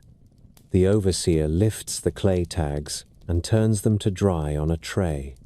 Women wash their hands in a basin and rub oil into fingers that have carried rough wool all day. There is talk of a brother who has returned from canal work and of a child who stood for the first time. There is a small joke about a foreman who cannot count to save his life. The gate closes, and the courtyard remembers the hum that filled it since dawn. Outside, musicians begin to tune for a feast, and the smell of stewed lamb moves down the lane. The mills have done their share to make such evenings possible, quietly and without flourish. Mass-produced bricks. At sunrise in Uruk, the ground was already warm. Men and boys moved in a line from the clay pits to the workyard, each carrying a basket of wet earth that had the smooth feel of river silt and the gritty bite of chopped straw. The foreman knelt beside a wooden frame set on tamped earth and pressed the mixture with both palms, quick and sure, then lifted the frame so that a perfect block held its shape in the light. He set it on its edge with a practiced flick of the wrist so the breeze would take the moisture evenly from all sides. Beside him, a second line turned yesterday's bricks so the bottom could dry today. Beyond them, rows marched away into the distance like a regiment at attention, thousands of plump rectangles waiting for the sun to finish what hands had begun. In that sight lay the secret of Sumer. The cities were not quarried from mountains. They were grown from mud in gardens of brick. Southern Mesopotamia offered little timber and less stone. The people of the plain turned to what they had in endless supply. Clay settled by the gift of the rivers, straw from barley fields, water from canals, and the human patience to repeat a simple task until a wall rose that could hold back time for a generation. The early builders learned to mix chaff with the clay so that fibers ran through the mass, binding it the way roots bind a bank after a flood. They learned the right consistency with their fingers. No measure needed beyond the memory of how the mixture should pull and how it should shine before it dulled on the surface. They learned to oil the mold with a wipe of water before a fresh charge so the bricks slid free with clean edges. They learned to lift on the breath, not on a random count, so that teams could move together without breaking rhythm. These are the small arts that rarely make it into poems, but that write themselves in the skyline of a city. Sun-dried bricks served almost every purpose. Stacked in running bond with joints sealed by more mud, they rose into house walls that kept cool air in by day and let night breezes carry heat away by dark. They formed the courtyards where families pounded grain and carded wool. They lined the drains that ran under lanes and connected kitchens to the canals. Their limitations were known and managed. A sudden storm could eat at a wall if the surface was not protected, and the top carried no coping. The makers answered with a skim of clay-rich plaster renewed each season, and with eaves that threw a strip of shade down the wall. The city as a whole answered with a habit of constant care. In the cool of the morning, someone always seemed to be smearing a fresh coat on a corner or tamping a loose course on a parapet. The pride lay not in permanence, but in resilience. For certain works, sun alone did not suffice. The Sumerians baked brick when the need was great and the budget of fuel allowed. A palace gateway that would bear a heavy lintel, a canal lock that took the pressure of a winter flood, a temple stair that saw thousands of sandaled feet each month. These called for bricks that rang when struck and refused to soften even when the sky poured. The firing kilns were simple in plan and exacting in practice. A clamp kiln could be built by stacking bricks in a hollow vault with flues that ran like secret corridors. Reeds and dry dung fed the fire from below, and the heat climbed through the stack, changing clay into ceramic, with a chemistry that a good kiln tender knew by eye and by the pitch of a knock. Kilns were placed where there was room to draw air and space to let the stack cool slowly, so that new bricks would not crack from a shock of breeze. Fired bricks were expensive in fuel and time. They were reserved for where they mattered most, then faced on the outside with careful joints filled with bitumen where water pressed, and with clay mortar where dryness could be expected. The substance that bound the fired brick in wet work was as much a Sumerian specialty as the brick itself. Bitumen bubbled up from seeps in the earth in black pools that smelled of oil and salt. Men skimmed the tar and strained it through reed baskets. Heated gently and thinned with oils, it flowed into joints and formed a waterproof bond that made canal linings and quay walls possible. A mason who knew his business could spread a ribbon of warm bitumen with a flat wooden trowel and seat a brick before the ribbon skinned, tapping the course until lines were true and the ooze at the seam promised a tight hold against a winter freshet. A city that knew where its bitumen came from held a trump card in the long management of water and of time. The standardization of brick turned the work from art into system. Sizes varied from city to city and from period to period, but within a project the measure was consistent. One common size in the late 3rd millennium gave a brick that lay easily in the hand and could be moved by a boy as well as a man without strain. Some dynasties favored square bricks for temple platforms and rectangular bricks for walls. The point was predictability. A wall course could be counted in advance. A ramp could be estimated by the load. A platform could be planned to finish on an even bond at the step. In this way, architecture gained a grammar. Builders did not reinvent the sentence every time they set a wall. They spoke in familiar units and expected each phrase to match the next. Stamped bricks tell a story in their own voice. Kings impressed their names and their claims into the clay before it hardened. A brick lifted from a ruin may bear the inscription of Ur-Nama or Shulgi of Ur or a ruler of Lagash. The stamp is brief and proud. It states that this king restored the wall or raised the temple. It makes the very material of the city a record of office and obligation. The stamp served practical ends as well. It marked a batch as the work of a certain yard. It discouraged theft from civic stores. It allowed inspectors to trace a failure back to its source and a success to its makers. In a deeper way, it is an early act of public authorship. The city spoke through the brick, and the brick spoke for the city. Foundations were an art of their own in a land where the ground could be treacherous. The Sumerians learned to float heavy works on layers of reed mat laid in alternating courses with mud. The mats spread the load and kept the first courses from sinking into the soft, wet soil. In places where water stood near the surface, workers dug to firmer ground and tamped the bottom with layers of gravelly clay before laying the reed raft. Along canals and in low places, they used palm trunks set as piles to grip through layers of mud. The sequence was simple to say and hard to do well. Lay reed, lay mud, lay reed, lay mud, until a platform as springy and strong as a woven basket spread under the first brick. A temple terrace rose not from one foundation, but from 100 thin ones, married together under pressure.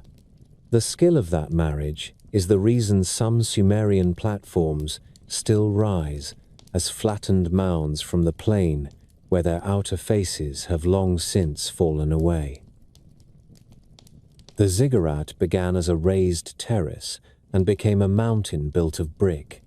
Successive rulers added levels, each faced with fired bricks set in bitumen, each level filled with sun-dried bricks laid in courses and bonded by mud. The interior was not a hollow showpiece. It was mass upon mass in a careful geometry that carried weight down and out without crushing itself. Workers laid rows that leaned slightly inward so that the whole resisted spreading. Drainage channels carried rain down through the core. Stairways were not merely grand avenues for processions. They were practical structures that tied the faces into the body and gave the brickwork a skeleton.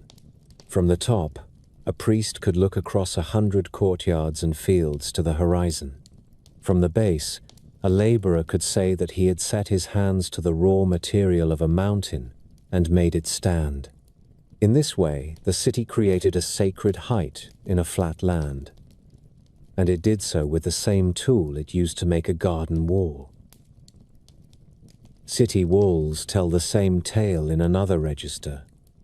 The poet says to walk upon the walls of Uruk and examine the brickwork. Excavators who have traced buried lines find courses of mud brick many feet thick and towers set at intervals where fired brick faced the gates. The walls were not designed against catapults or engines that had not yet been imagined. They were designed against ladders and fire and the slow work of water. Their parapets were broad enough for patrols to pass one another. Their bases were sloped to shed rain and to deflect the first rush of a flood. When a section failed after a season of storms, masons and laborers took it down and rebuilt with the same molds that made the first courses. The wall was a living project, not a monument sealed at a dedication. Bricks lined canals where the banks needed a hard face. They paved quays where boats unloaded jars and bales. They formed the frames of ovens that burned hot enough to bake bread for feasts and bricks for other ovens. They made the vaults over drains that ran under lanes. They stood beside doors in the form of pilasters that thickened a wall at a jam. They were the everyday solution to almost every problem of form. When a family needed to enlarge a house for a new child or a married son, they took down a section of wall and laid a new line by noon. When a storage room needed to be cool and dry, they gave it double walls with an air gap. When a courtyard needed shade, they laid arcades of short spans that carried reed mats and let breezes enter. The ark was modest and built by many hands, a logic of brick, not of quarried stone. The city grew by rearranging its own units. Fuel was always the limiting factor. The plain could not support the constant firing of every brick. Reeds grew in enormous stands, but they also fed people and animals and served as roof thatch and basketry.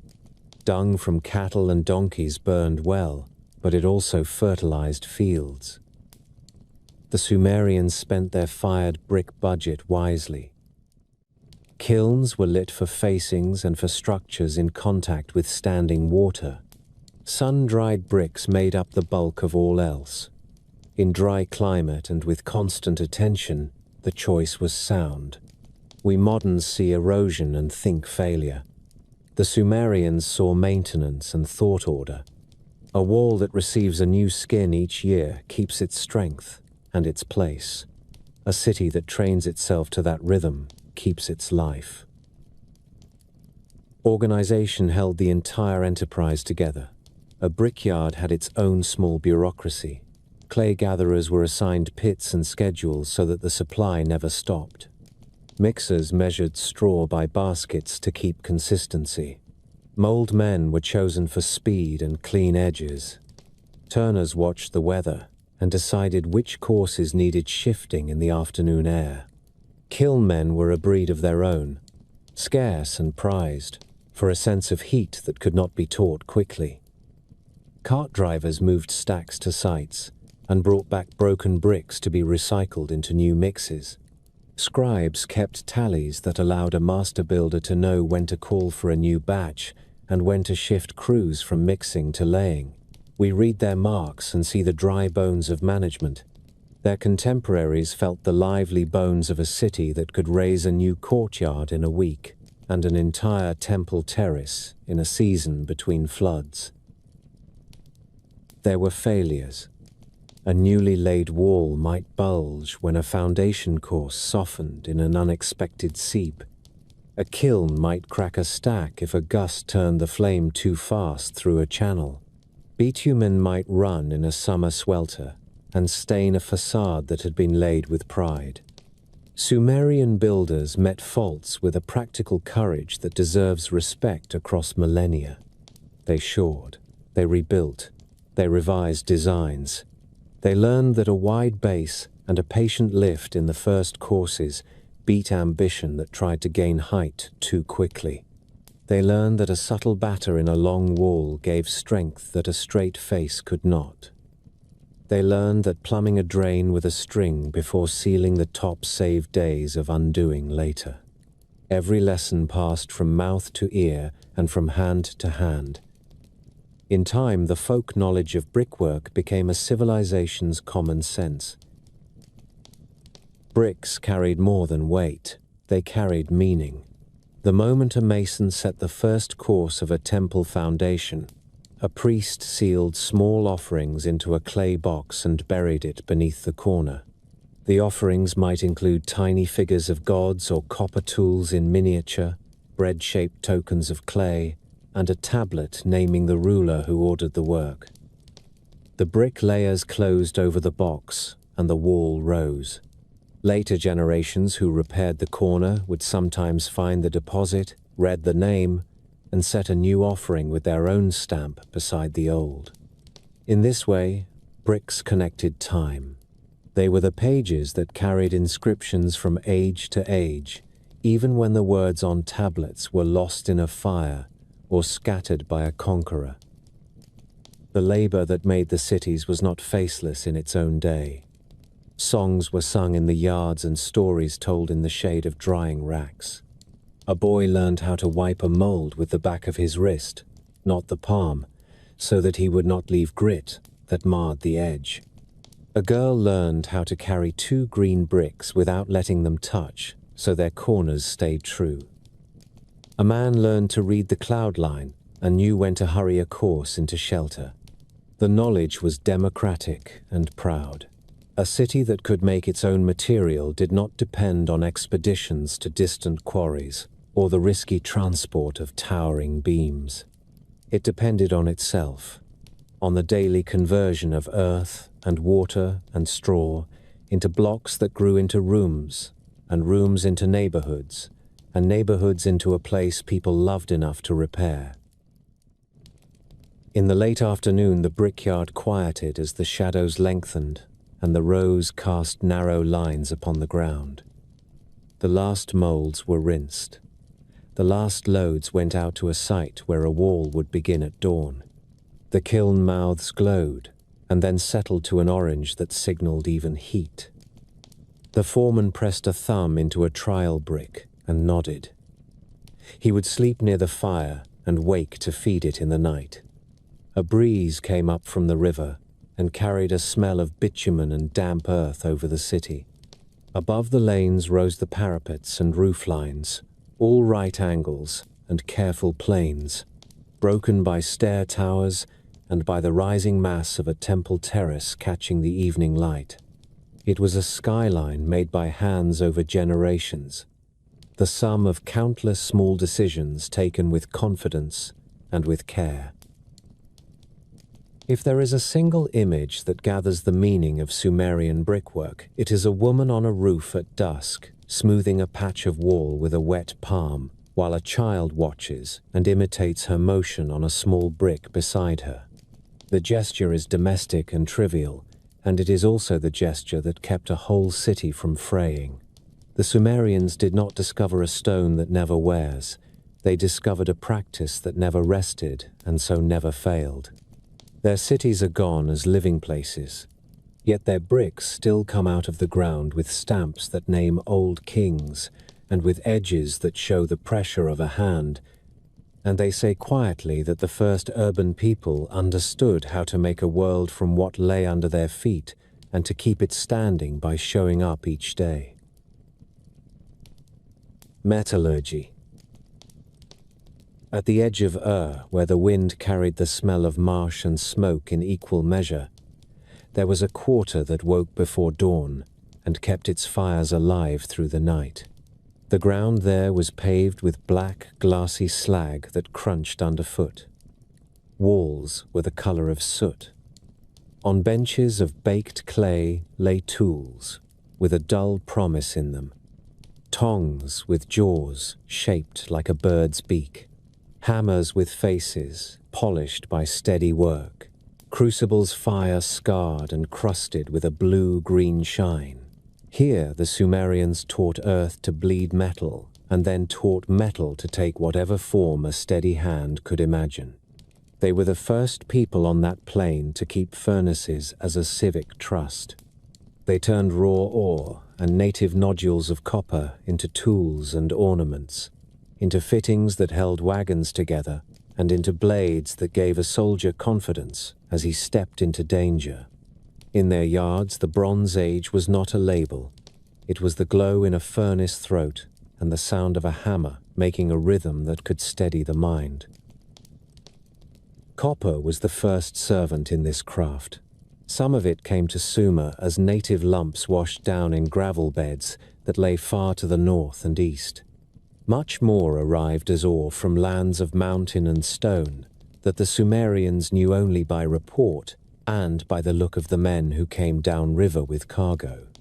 Traders named places with the reverence that farmers reserved for the river gods. There was a land of ore called Magan over the sea, and there were high places to the north where outcrops showed green in the sun and promised metal for those who were willing to break rock and burn wood to make it give up its secret. Sumer had none of that stone. It had reeds and dung for fuel, clay to shape furnaces, and the kind of patient determination that turns lack into advantage. It paid for ore with wool and cloth, with grain and fish oil, and with bitumen skimmed from black pools near the river mouth. Boats moved that economy as surely as barges moved brick.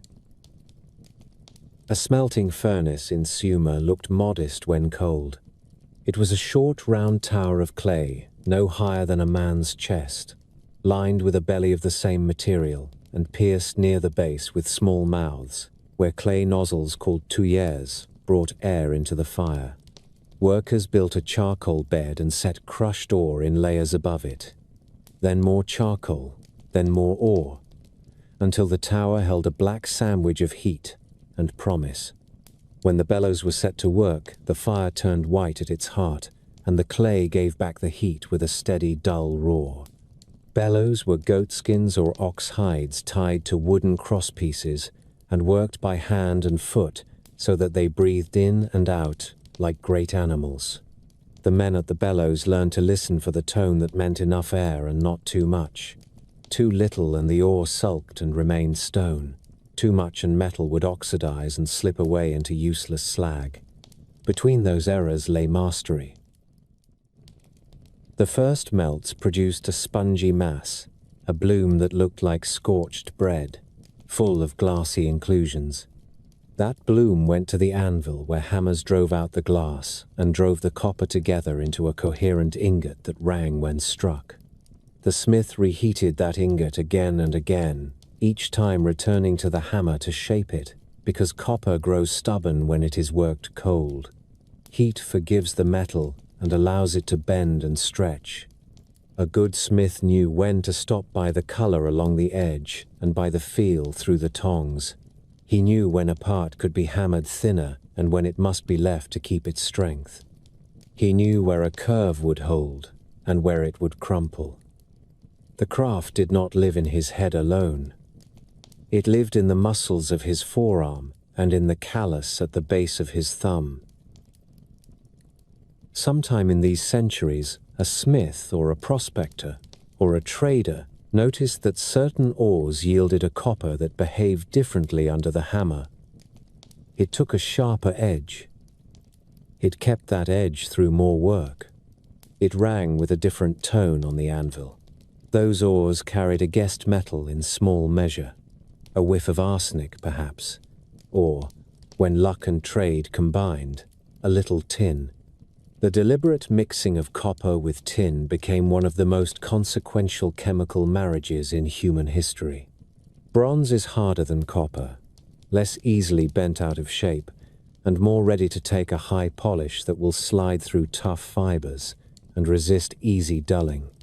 The first bronzes in Sumer may have been gifts of geology, ore bodies already mixed by chance. Later, bronzes were the result of intention. A master weighed small cakes of imported tin and fed them to the melt at the right moment. He watched the surface for the glint that told him the two metals had joined well. He tested a small casting and judged the sound of it against the anvil. A poor mix was not just a disappointment, it was a danger. A spearhead that bent in the first encounter, or a chisel that deformed in a mason's hand could cost lives or fortunes. Because of that, the trade in tin became a nervous lifeline that stretched from Sumer to lands that lay weeks away at the pace of caravan. Casting brought an artistry that the hammer alone could not reach. The Sumerians made open molds for simple shapes like axe heads and flat blades, carving the form in stone or shaping it in fired clay.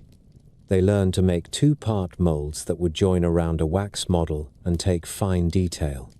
They poured liquid metal by the glow of the furnace, while a helper steadied the mold with tongs, and another shielded the stream from drafts that could spit and throw. When the metal cooled, the mold was broken or opened, and the new object still held the overflow called the sprue. A few quick cuts removed that excess, and file strokes finished the edge. The workshop kept bins of offcuts and sprues to go back into the next melt. Nothing that had taken that much effort to extract was wasted lightly. Religious workshops pushed the craft to sculpture. A temple might commission a figure of a god to stand in a niche, or a set of ornaments to dress a lyre. In such places, the hammer yielded to the repoussé and the chasing tool. Sheets of annealed copper were beaten over wooden forms until a lion head emerged with cheeks and mane and teeth. Then the detail was driven from the front with small punches until the eye looked alive and the mouth seemed to breathe. Inlays of shell and lapis turned the head from fine metalwork into a living image. The famous animals that fronted the lyres of had that vitality because metalworkers understood both material and story. They knew how far they could raise a surface without cracking it, and how much a line must deepen to catch the light in a dim room. Tools made in these yards reached every quarter of the city. A carpenter used adzes with bronze blades to smooth beams that came from far away. A mason tapped with a bronze chisel to dress bricks and to cut sockets for door pivots. A brewer cut reeds with a bronze knife and tied bundles with wire drawn by hand through a hole in a stone. Wire drawing looks like an invention from a later age, but its logic is natural. Soft metal thins if you pull it through a hole smaller than itself. A smith who had learned to draw could make rings and fasteners, could pin wheels to axles more neatly, could lace fittings in a way that wood alone could not manage. The presence of metal changed not simply the edge of tools, but the joints of things, the places where forces meet and must be reconciled.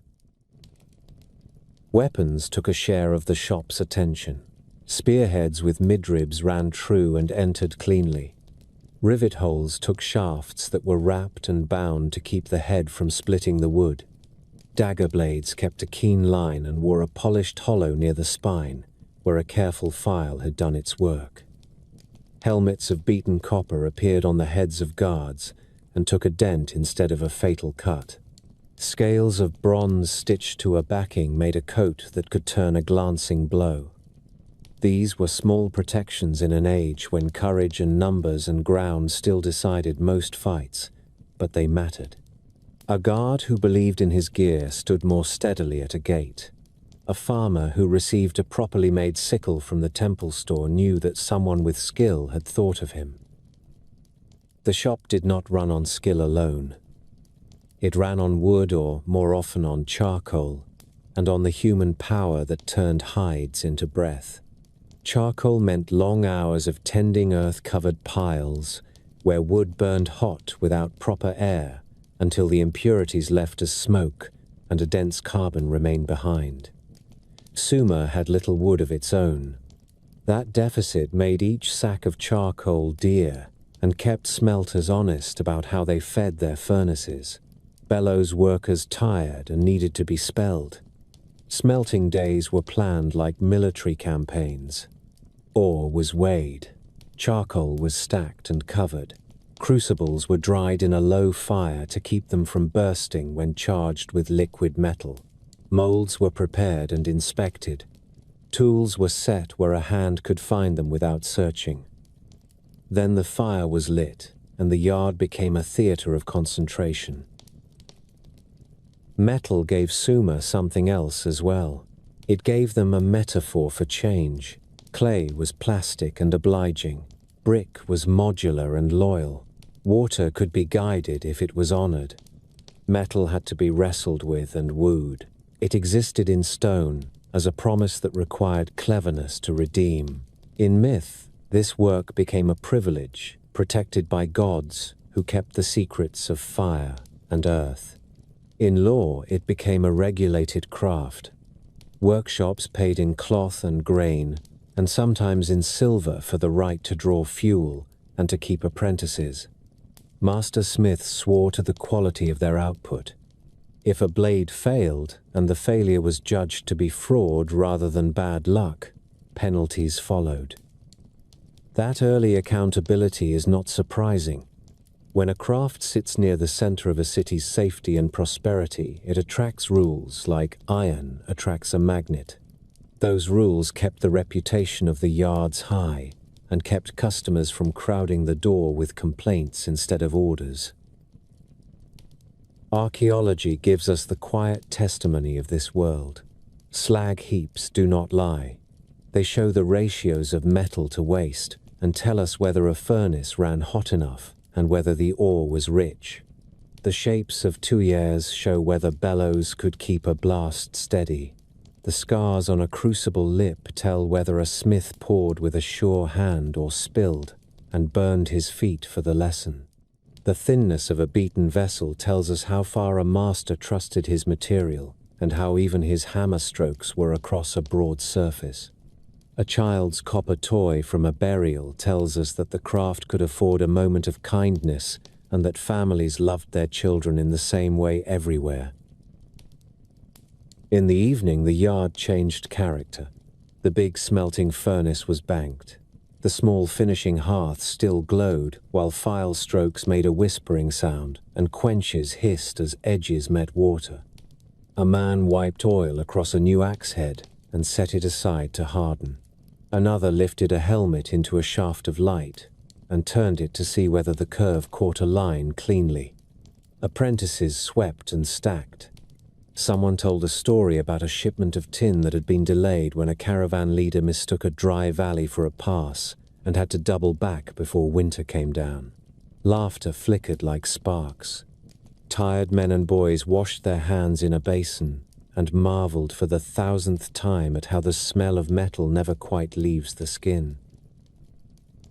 Sumer did not discover iron in any meaningful sense during the height of its cities, and we should not borrow the triumphs of later centuries for them.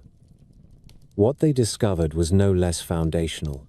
They learned to pull a metal from stone and make it serve thought.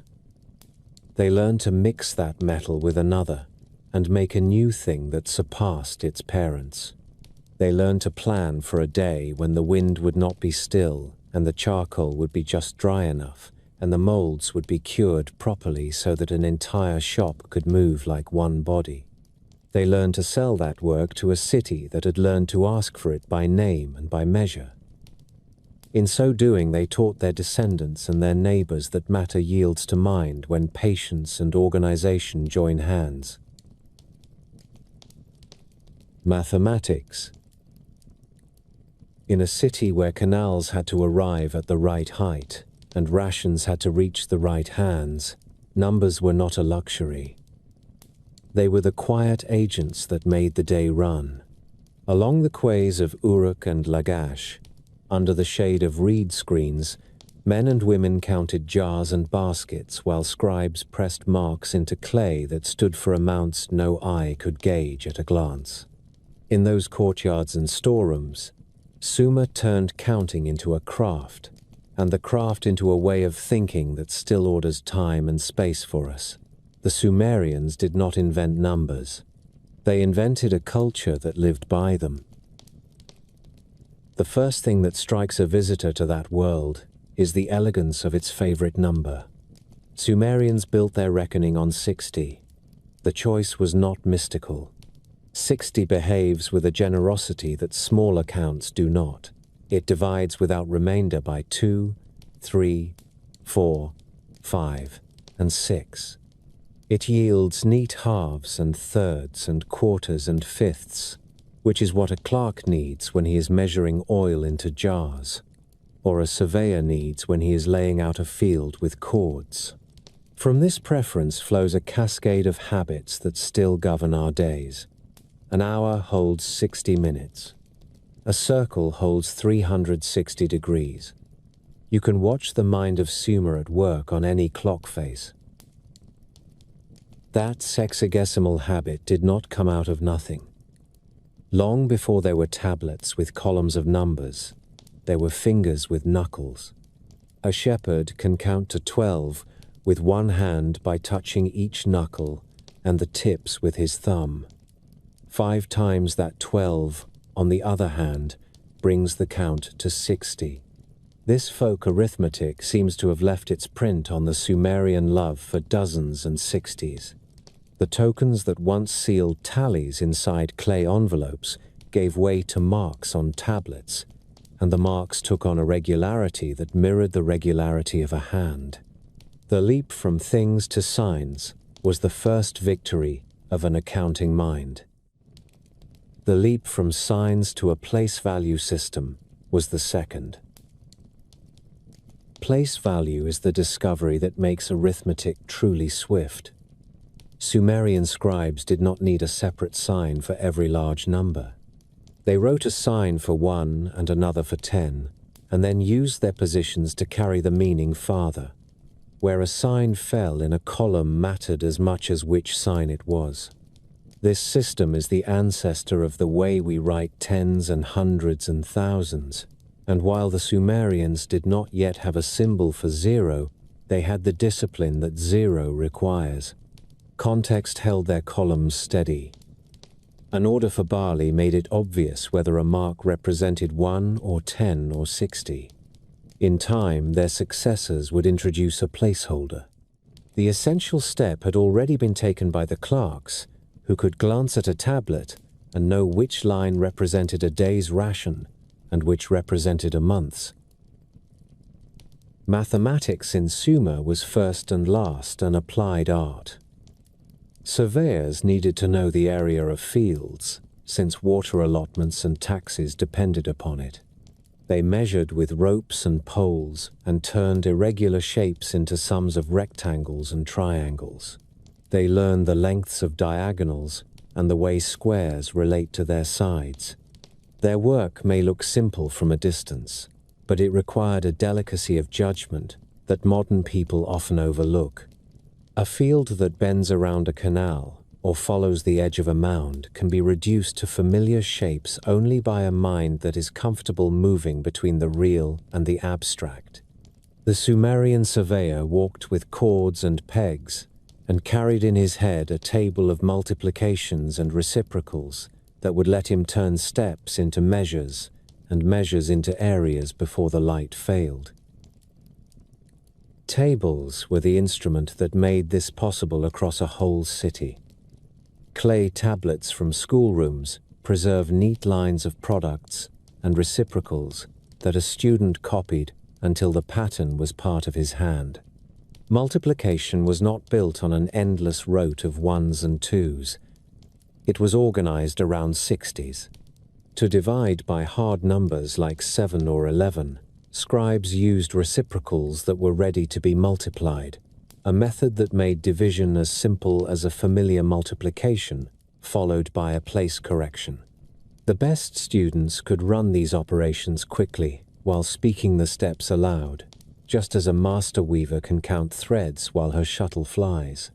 The result was an office that could calculate grain tallies, convert capacities from one vessel to another, and check construction estimates for ramps and terraces without losing itself in confusion. Time was a third field that Sumerian mathematics made human. To organize a plane that depended on water, people had to know when to open a gate and when to leave a field fallow. The Sumerians watched the moon and learned to bind their months to its phases. They named months for the labors and festivals that marked them. They knew that a lunar year fell short of the great cycle of seasons, and they knew they had to correct for that shortfall if barley sowing was not to drift into heat. Their calendar was a civic tool as much as a sacred rhythm. It told crews when dredging should begin and when embankments should be checked. It told shepherds when lambing would crowd the pastures. It told mill overseers when cloth would be needed in quantity for rations. Behind its simple counts was an astronomer's eye that kept careful watch on new moons and solstices from the roofs of temples. Astronomy in Sumer did not separate itself from mathematics. It confirmed it and drew it forward. Priests and scribes recorded the movements of planets and learned the cycles by which they reappeared in the same patch of sky. Eclipses made a deep impression on a people who measured their world. Records of such events and their intervals strengthened the habit of long counting. The sky gave them a model of regularity toward which they could aim in their own affairs. They did not yet have instruments of glass. They had lines of sight and memory, and a script in which to store what they had seen. The regularity of the heavens was not an abstract comfort. It was a pattern that taught a planner how to hold a schedule steady over years. The way mathematics shaped the law is easy to miss because it is so embedded in procedure. A judge who assessed a fine for a broken levee needed to know the value of a plot that had been drowned. He needed a reliable measure of its dimensions and a rate at which loss would be paid for in barley or in silver. Contracts for land sales and for loans relied on set multipliers and on interest that could be computed without guesswork.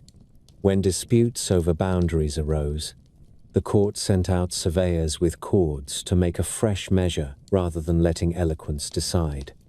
This is the spirit of mathematics at work, a preference for quantities that can be checked over claims that can be merely asserted. The classroom where all this began was a stern place.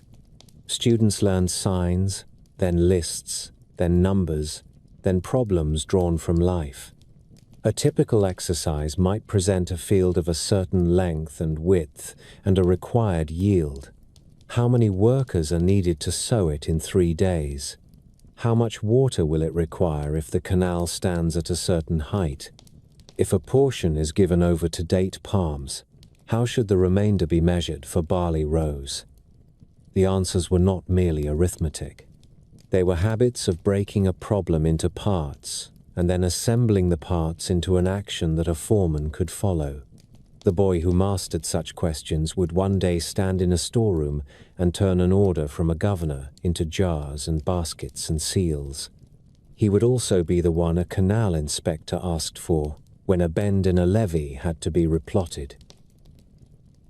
Mathematics found its way into the workshops too.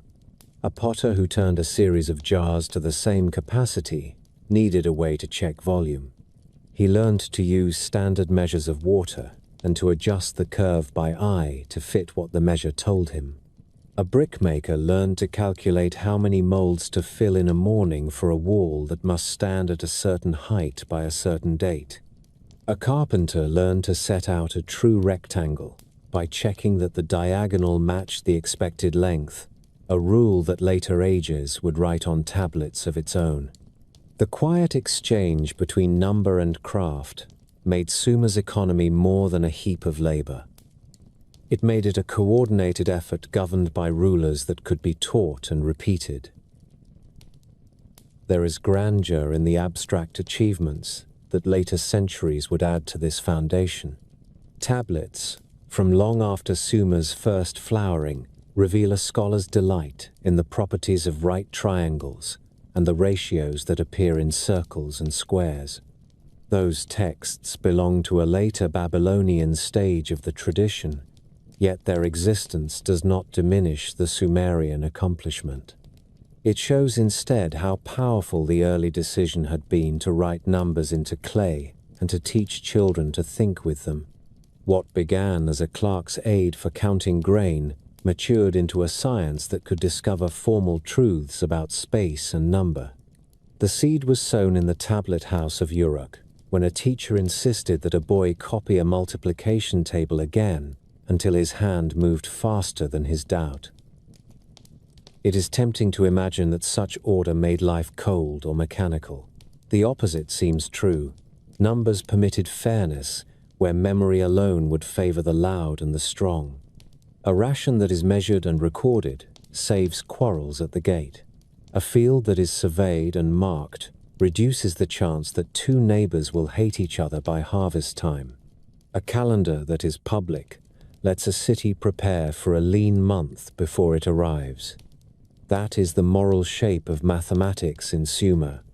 It was not an idol of precision. It was a servant of peace.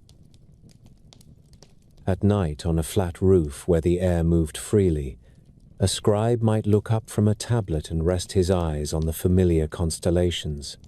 He would see the same slow turning that his father and his father's father had seen. He would know within a day or two which star would rise just before dawn next week, and he would make a small note to check the canal levels then. Behind him, his tablet would cool and harden, preserving a table of numbers he had copied that afternoon. In that simple scene there is a union of head and hand that defined his city. The stars kept their courses. The numbers kept their places. The water would come when the gates were opened as the list prescribed. The world he lived in had been tamed by attention.